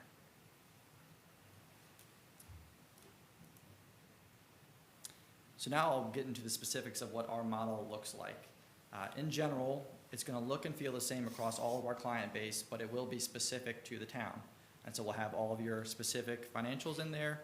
We'll have your capital improvement plan, your potential operating needs going forward. But one of the beauties of our model is that since it is relatively standardized across all of our clients, if a particular client that we have an existing model with comes to us and says, hey, can you add this function or feature into the model? If we have an existing model with the town, for example, we can say, well, actually, this would be great for the town of Valdese as well, so let's go ahead and build that into our model. It's an Excel-based model, so it's very fungible. We can do with it what we want. If you all ask us, can you build in this output or build in this table or graph, 99 times out of 100, we can say yes. So we make it be what you want it to be, so that it's giving you all the information, the answers, and the results that you all need to make your decisions. And so what goes into the model? On the left side here, we have the kind of the funnel input. So we're looking at historical financial performance in current budget year. We're loading up any existing debt that you have on the books to see how that pays year over year. If you have any debt rolling off, does that create capacity to fund new capital projects on a pay-as-you-go basis or layer in additional debt? If you have a certain project that kind of aligns to that general time frame. Or lastly, if you just need to absorb that money back into the operational budget for other operating pressures, you can certainly look to do so as well. We'll load up your capital improvement plan, whether it's those necessity projects or wish list projects. We want to get everything housed under one model so we can see kind of how far down the list we can go before we start to run into any financial pressure.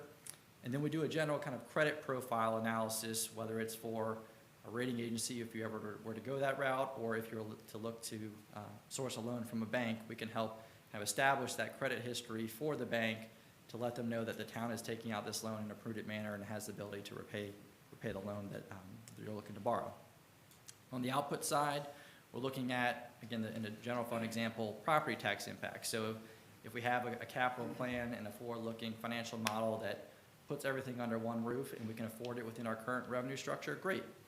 9 times out of 10, that's not the case. So we can quantify for you all, if you all want to act on this plan as it is laid out, what does it potentially mean in terms of a property tax rate increase to do so? And so that can kind of give you all the bookends of, if we want to fund everything, it's going to cost us X cents on the tax rate. If we want to start pull those projects back some, what does that do in terms of reducing our property tax rate burden? It's just really just quantifying the revenue needed impact in terms of a property tax rate. We're tracking fund balance or cash balance levels.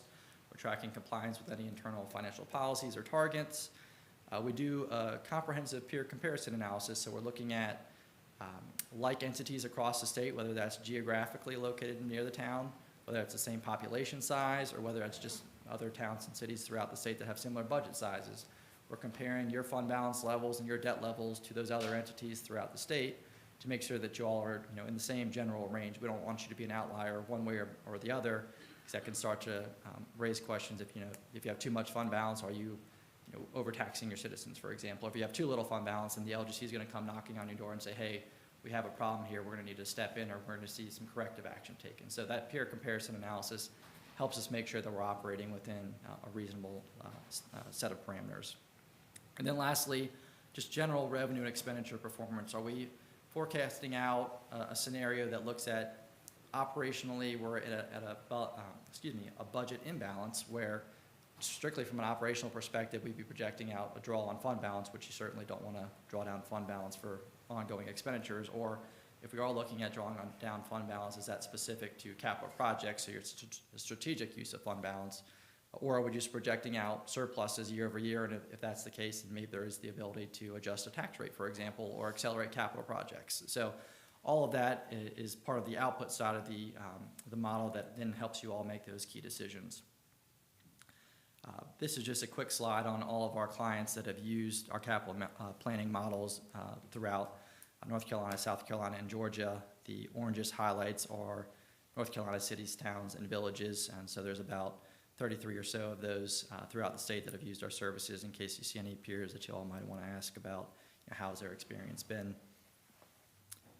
But here, I just want to give you all a couple example snapshots of what does our model look like. These are extracted out of our Excel-based tool. So this first one here looks at historical budget year and then projections for the general fund. So we build out historical financials, usually a 5 or so year window, to generate trend analysis. How do we think, or how have we seen certain revenues or expenditures trend year over year? And can that inform us on how we want to project out our revenues and expenditures year over year? You might see, for example, that your salaries and benefits have grown on average 10% over the last 5 years. But then on a forward-looking basis, we might say, well, let's grow them at 3%. And then there's the discussion, is that the right number? Historically looking, is there some explanation as to why we've seen historical results the way they are? And does that mean that we should use those historical results to then create our projections? Or is there some disconnect between the two, and we just need to figure out what's the right projection to go off of. But again, we build out historical information, your current budget year, and then project off of that budget year for the next 5 or so years, however long your capital improvement plan might go out. From there, we then layer on those capital projects. One of the unique things about our model is it has the ability to turn on or off a project with the flip of a switch. So the goal is to get everything that is on your all's minds, or those necessities, wants, wish list projects within the model. You can simply turn one or more of them on or off at a given time and see what that does to the model's outputs. So you have the project itself, the amount, the fiscal year that you look to fund the project, what revenue source you might be repaying that from, whether it's your general fund, your utilities fund, or some combination of the two. What's the funding type? Is it going to be a debt-funded project, cash-funded project, grant-funded project, some combination of those three? And then if it's a debt-funded project, what are the amortization terms that we're looking to finance that over? They're all easily switched on the fly, or the updates can be changed on the fly, so it allows you to quickly cycle through scenarios in a live setting, like a budget workshop, for example, and really land on whichever output you all feel most comfortable with. Here's just another snapshot of certain outputs of the model. So if we focus kind of on the left-hand side, the general fund, we're tracking your current property tax rate, the current value of 1 cent on the tax rate.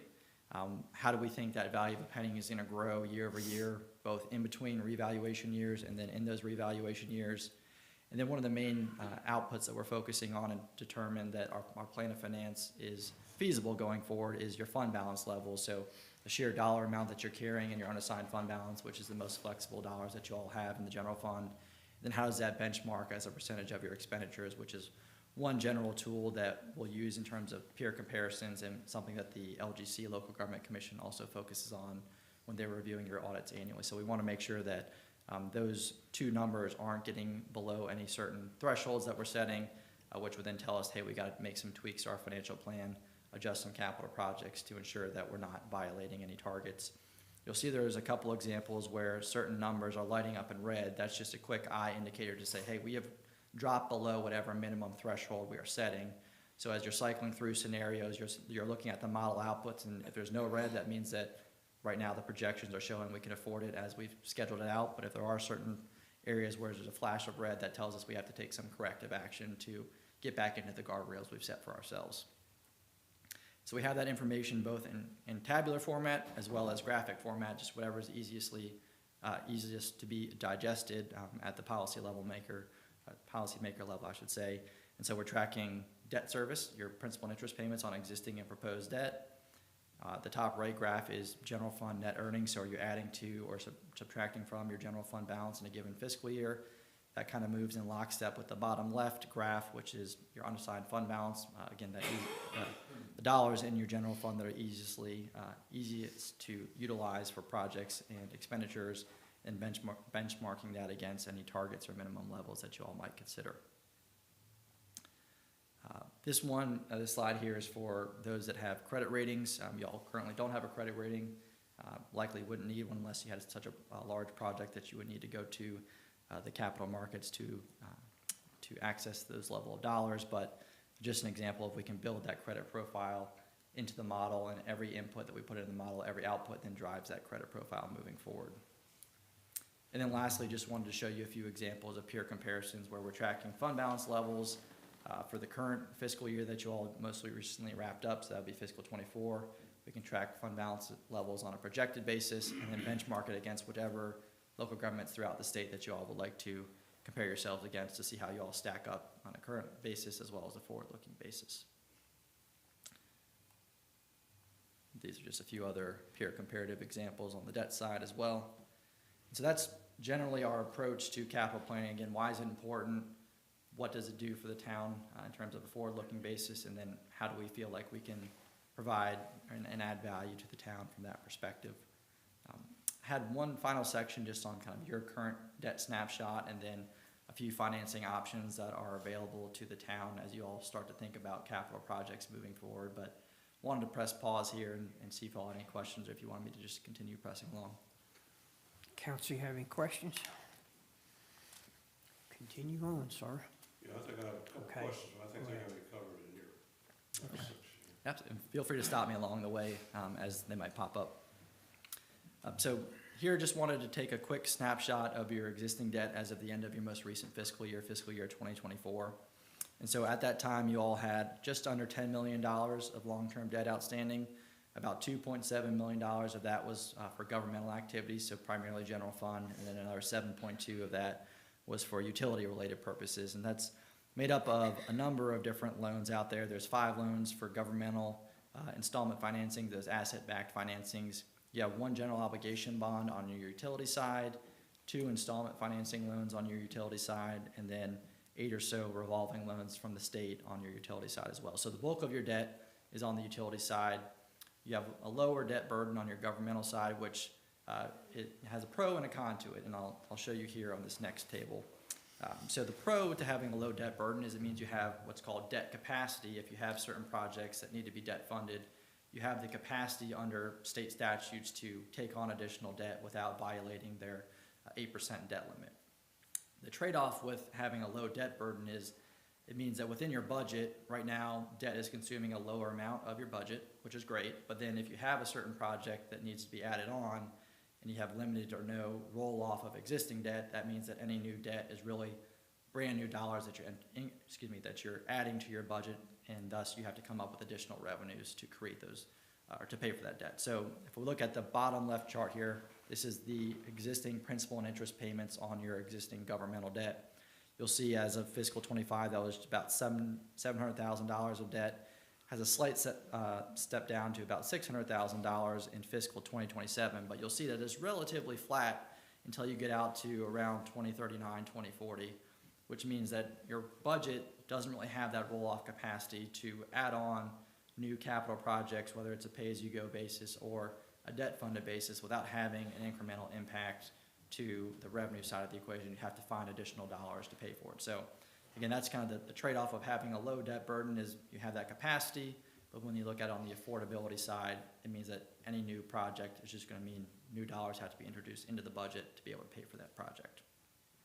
Somewhat similar on the utility side, relatively flat at about $500,000 for the next 15 or so years.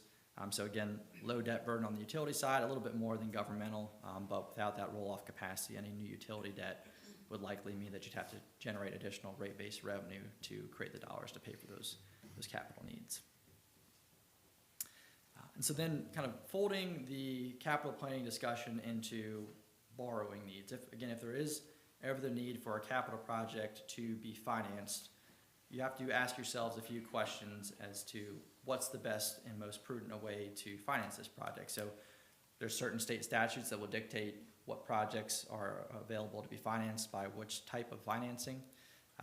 You have to ask yourself, can you put a lien or a mortgage on that particular project that you're looking to fund? And then what do we have available to repay that debt? And so in the state of North Carolina, you have very limited options in terms of the types of debt that you can issue. The first is called a general obligation bond, which is the most secure form of debt that you can issue as a town. It is secured by the full faith, credit, and taxing authority of the town. You're not obligated to raise taxes to pay for the debt, but what you are pledging to the ultimate lender is if there is ever a year where we are generating revenues insufficient to pay principal and interest on our bonds, we are legally obligated to raise our tax rate to a level that will create those dollars to pay for the debt. So you can pay for that out of whichever source of funds you want to, but the ultimate backstop to the lender is the taxing authority if there is ever a shortfall in a given fiscal year. The second type is called a limited obligation bond or an installment financing. Those are two synonymous terms. The reason why you have one terminology versus the other is simply if you were to issue it through a bank, it's called an installment financing.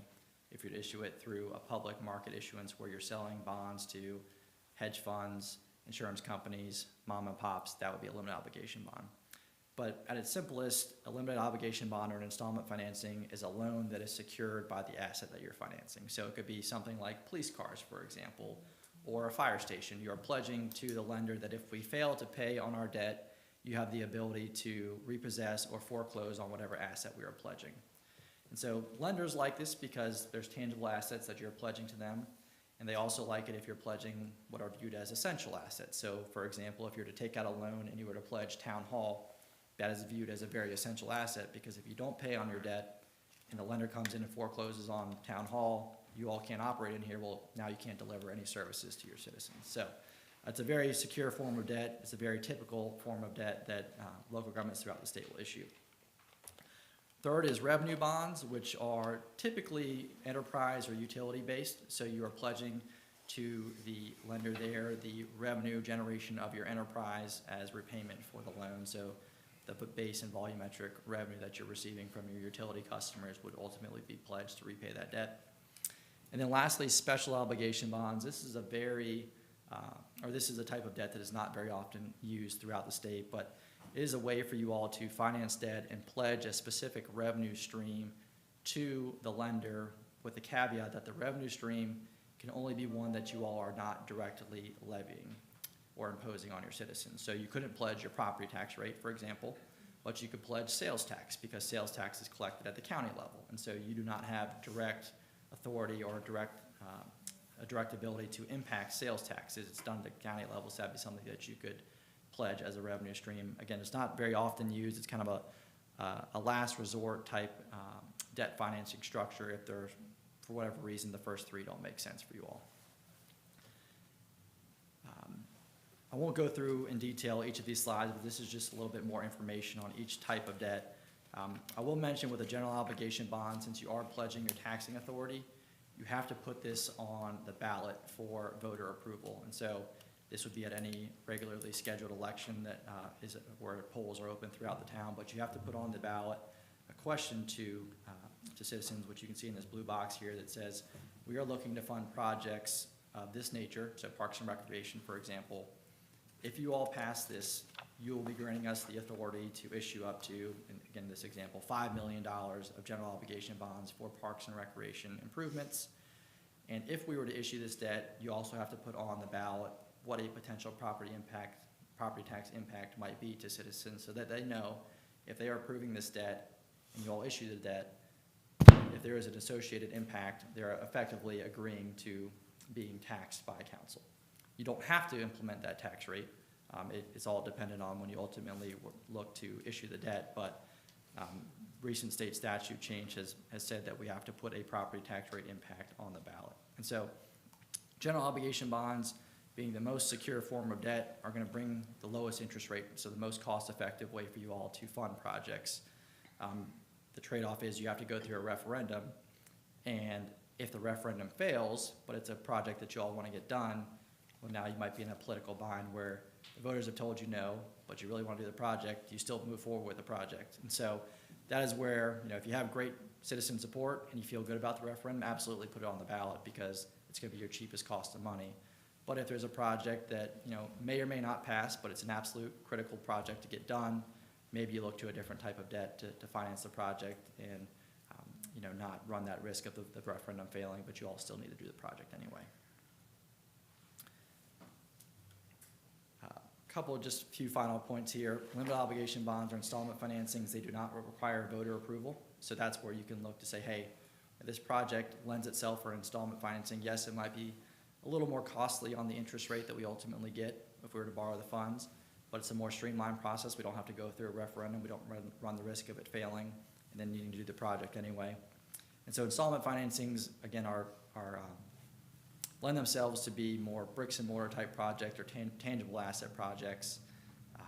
They do require a public hearing, so there is still the ability for citizens to voice their opinion on the project, whether in support or against it, but there's no formal vote that citizens are allowed to take to say yay or nay to the project, unlike a general obligation bond. And then lastly, revenue bonds here, no referendum or approval needed from the citizens. It is one that does have some certain council actions, so there's another opportunity for citizens to speak out on the project, but again, no formal referendum or voter approval here, and this is best suited for utility type projects. And then lastly, just kind of general marketplaces to issue debt. There's 4 types of marketplaces that you can access to find funding. The one that you all most likely would use would be going directly to a bank.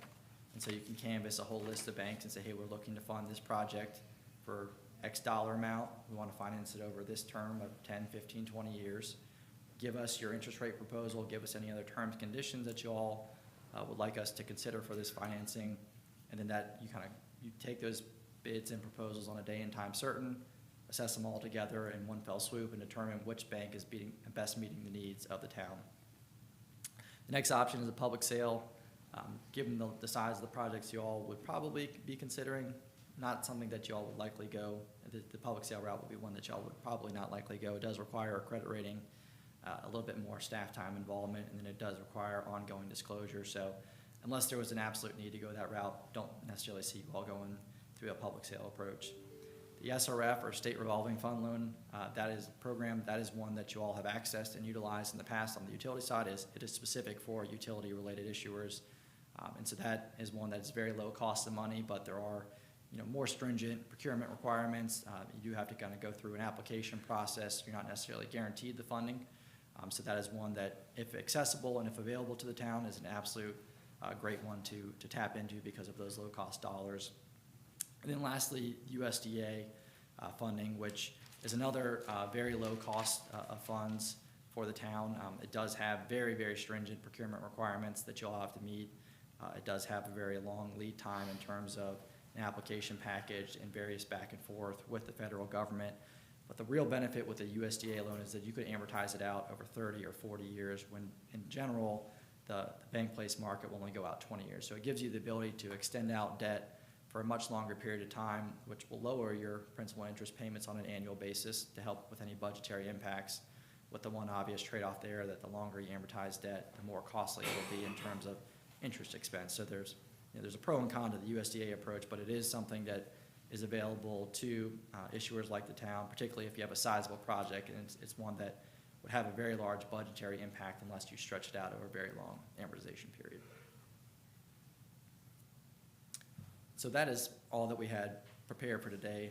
Mr. Harvey, happy to answer any questions that you might have, or anyone else on council. There's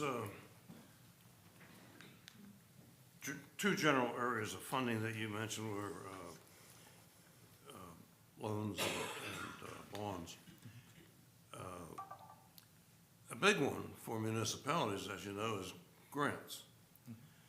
So your firm has expertise to help a municipality get a bond, whatever type of bond it might be, as well as find a loan, right? Yes, sir. Do you get involved in helping a municipality go after grants? No, so we don't do any grant writing or things of that nature. We're generally aware of what grant programs are out there, and we can kind of make suggestions there, but we do not get into the weeds of going out and writing a grant request and then kind of working the way through that process. Yeah, you might want to consider that as a third business arm to your model. And as you know, the problem with grants is that we've found because we've done a good bit of digging. We have some major needs coming up, obviously, with two public safety facilities, well, one or two, but we have two public safety departments that are in temporary quarters now. We got to find a home for them. And when we first started into the grant searching, what we learned was if you got the money lined up, you can't get the grant, in short. And you can't apply for a grant unless you know what the project's going to cost. So there's a really narrow window there to go after a grant, and before you could put together a long-range capital plan of, well, if we get the grant for $3 million, and then then we do the capital plan for the other $5 million we need. So, that's just. I don't know what the question is I have, but that's the confusion I have, is how do you work grants into a long-range capital plan like this? And then one other thing I'll just throw out is this kind of strange probably, but we have a couple really bad examples from the last few years that I don't want to go into all of them, but one of them was we gave up a $500,000 grant to demolish a building, which we thought we had a partnership with the owner to do, and it was going to require some matching funds at the end. Well, we didn't have a partnership, obviously, because the property owner backed out. But the option the town had was it could have bought the property and then done the matching and got the $500,000 demolition, which could have, and the potential still there, great economic potential. Great site, you know, if it'd been if that property were demolished, it could bring in a job-creating business or who knows what. So in your work with municipalities, do you ever get into a situation where you might advise a town or help a town acquire condemned property and demolish it and convert it into an economic benefit? Is that really out of your area? Yeah, so I might take those two questions in turn. Your first question, just about kind of how do you plan for grants? And, you know, if the grant comes, doesn't come, if it does come, what's the match? And so within our model, we have the ability to quickly look at various funding options. So we could create a financial plan to say, if the grant comes and it's $3 million, and on the back end, the town has to come up with $5 million, what does it take to execute on that plan? And then very quickly, we could say, well, what if the grant doesn't materialize and now all $8 million is on the town? Yeah. We can look at that, those two in quick succession. So it just helps us assess basically everything that's on the table and the what-if scenarios. You know, what if the project comes in over budget? What if we need to move the project up 1 year versus the current schedule? All of those things can be taken into consideration. And then to your second question about, you know, kind of general economic development, assessing, you know, the value of a property and what it might be able to generate in terms of a future return for the town. We do this more so in South Carolina, but we've certainly done so in North Carolina. One that comes to mind that we've done this year is for the city of Mount Holly, which is in Gaston County. But they're looking at, or actually they have acquired, a bunch of property in their downtown, looking to turn that back out to developers to create a downtown district. And we can create models that look at, you know, what's the upfront cost to the town to pay for that or purchase that property, you know, demolish anything that might be existing there, kind of get it site ready for that, you know, new industry that could come in.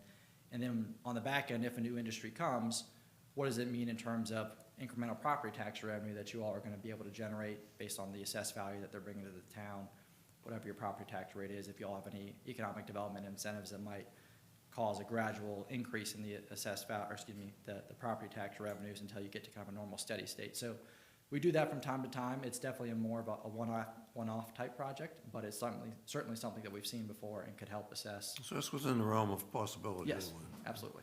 Yeah, I've got a number of clients that have had 2, 3, 4 different funding sources go into one project. They don't know how big the project is.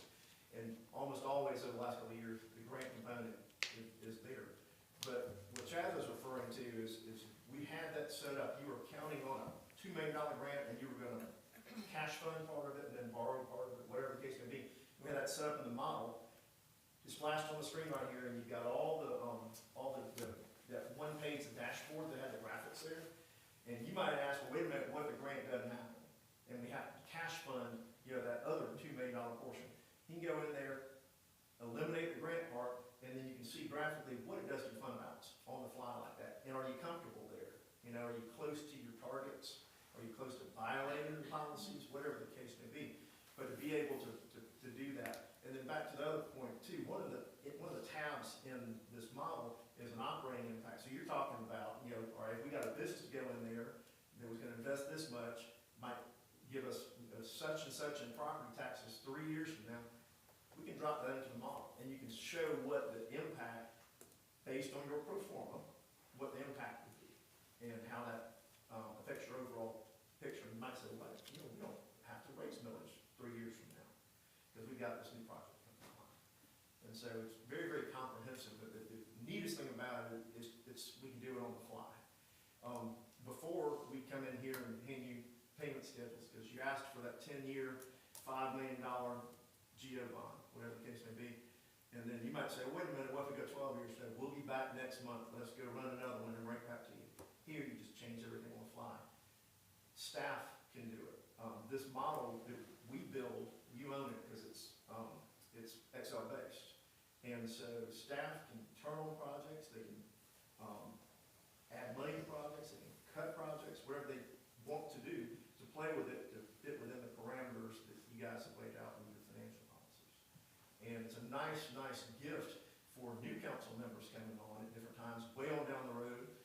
Staff that comes on way on down the road to see, this is where you guys have been the last 5 years. All the historicals, and they can see all the trends. This is where we're going if we don't change anything, just natural growth. And here's the list of projects where we're gonna stress test that whole scenario and see at what point in time we need to make changes. And so it shows the public, staff, elected officials that you've been thinking about stuff and how everything begets everything. It all is integrated and, you know, and easy to use and a nice, pretty format with graphics. So. Anybody else with questions?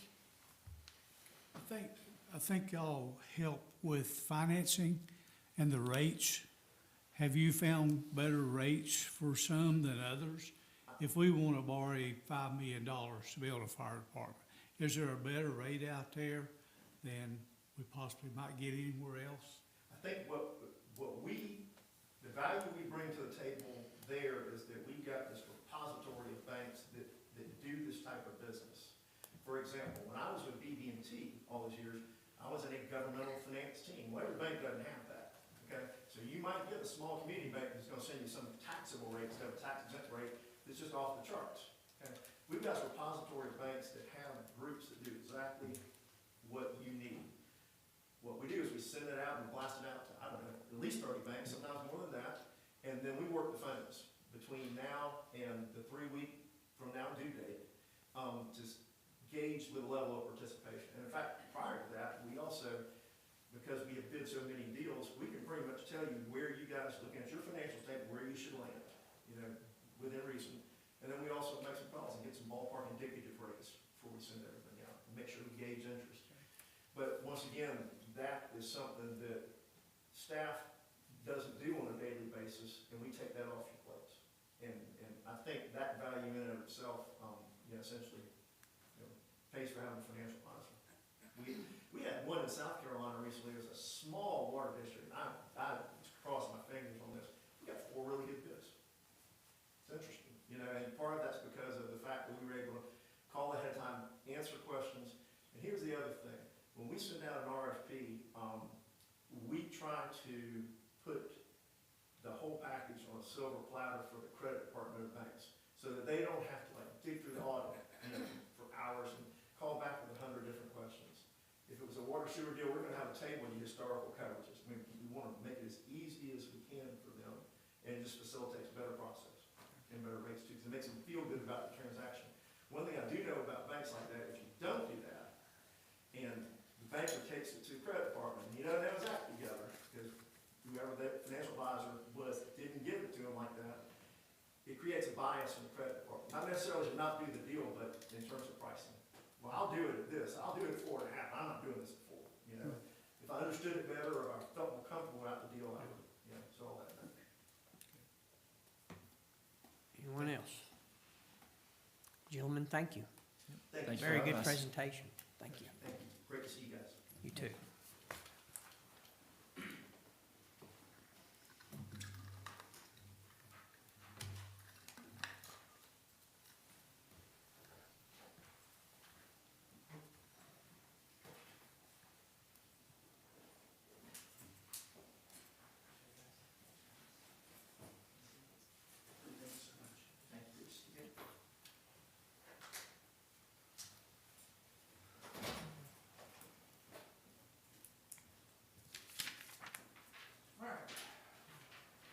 Coming down to the home stretch here.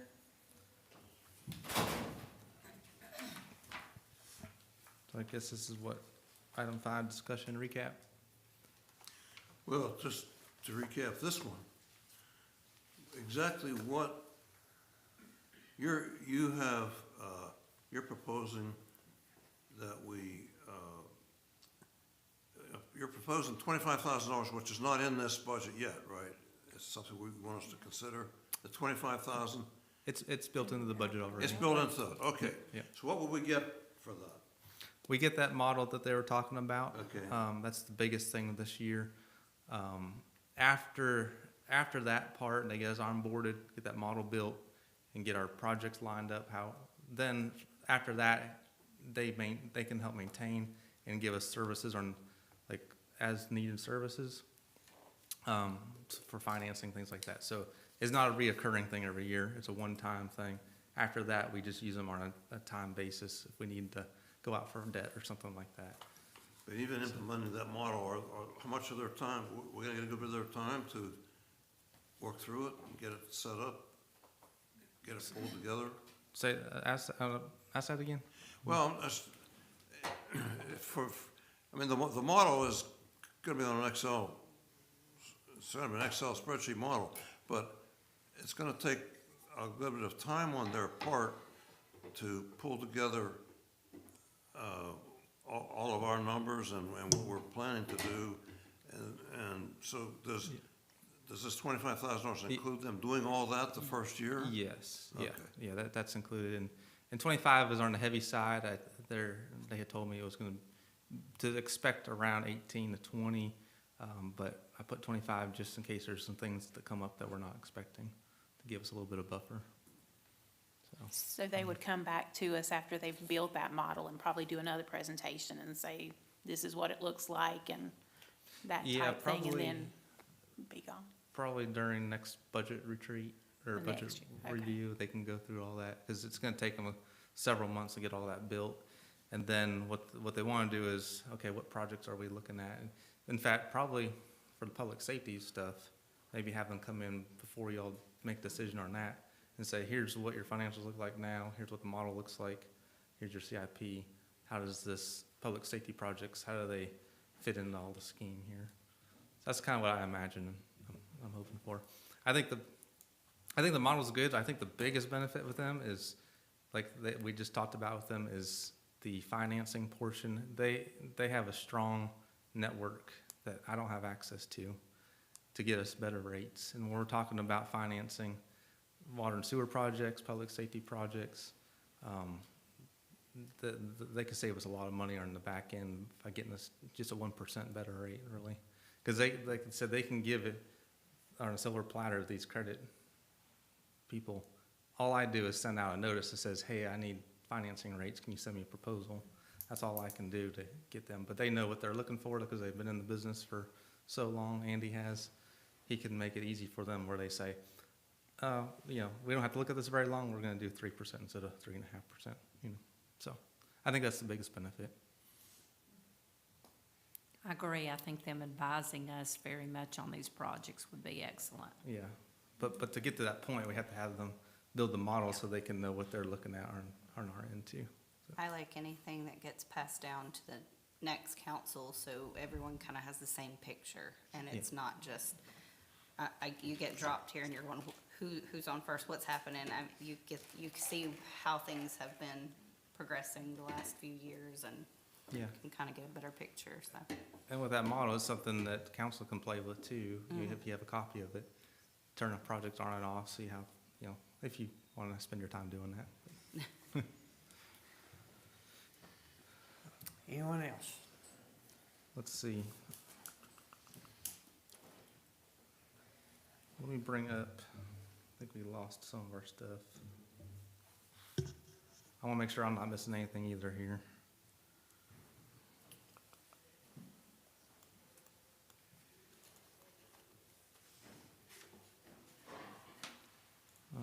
Go to the summary page. So, let's see.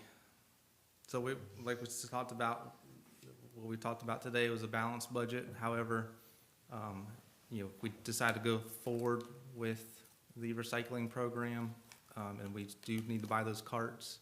That 30,000, what I'll do is I'll go in and adjust that so that it reflects 30,000 less than that 230 cost. So what that'll do is it'll put 30,000 back into the fund balance. So in addition to that 2,000 we had already, I'll make the adjustment for the health benefits to reflect the Blue Cross rates. So that'll put a little bit of money back in the fund balance as well. So where we were on the revenue side, what direct impact that's going to have is that negative 2392 in fund balance appropriated. That's going to grow because we're going to make those adjustments. So realistically, we could be putting back 30, 40 to 50,000 back in the fund balance. So we can either do that, we can do another project in the budget, something like that. But I think we're meeting all department needs with this budget that we presented today for the general fund. Very good. I'm impressed, both thank you and the department heads for your hard work on the budget. You have anything else? No, I guess we'll resume tomorrow and talk about water and sewer. Okay. Council, at this time, I'll take a motion to recess this meeting until 9 a.m. tomorrow morning. So moved. Second. Thank you. Those in favor signify by saying yes. Yes. So do it. Thank you.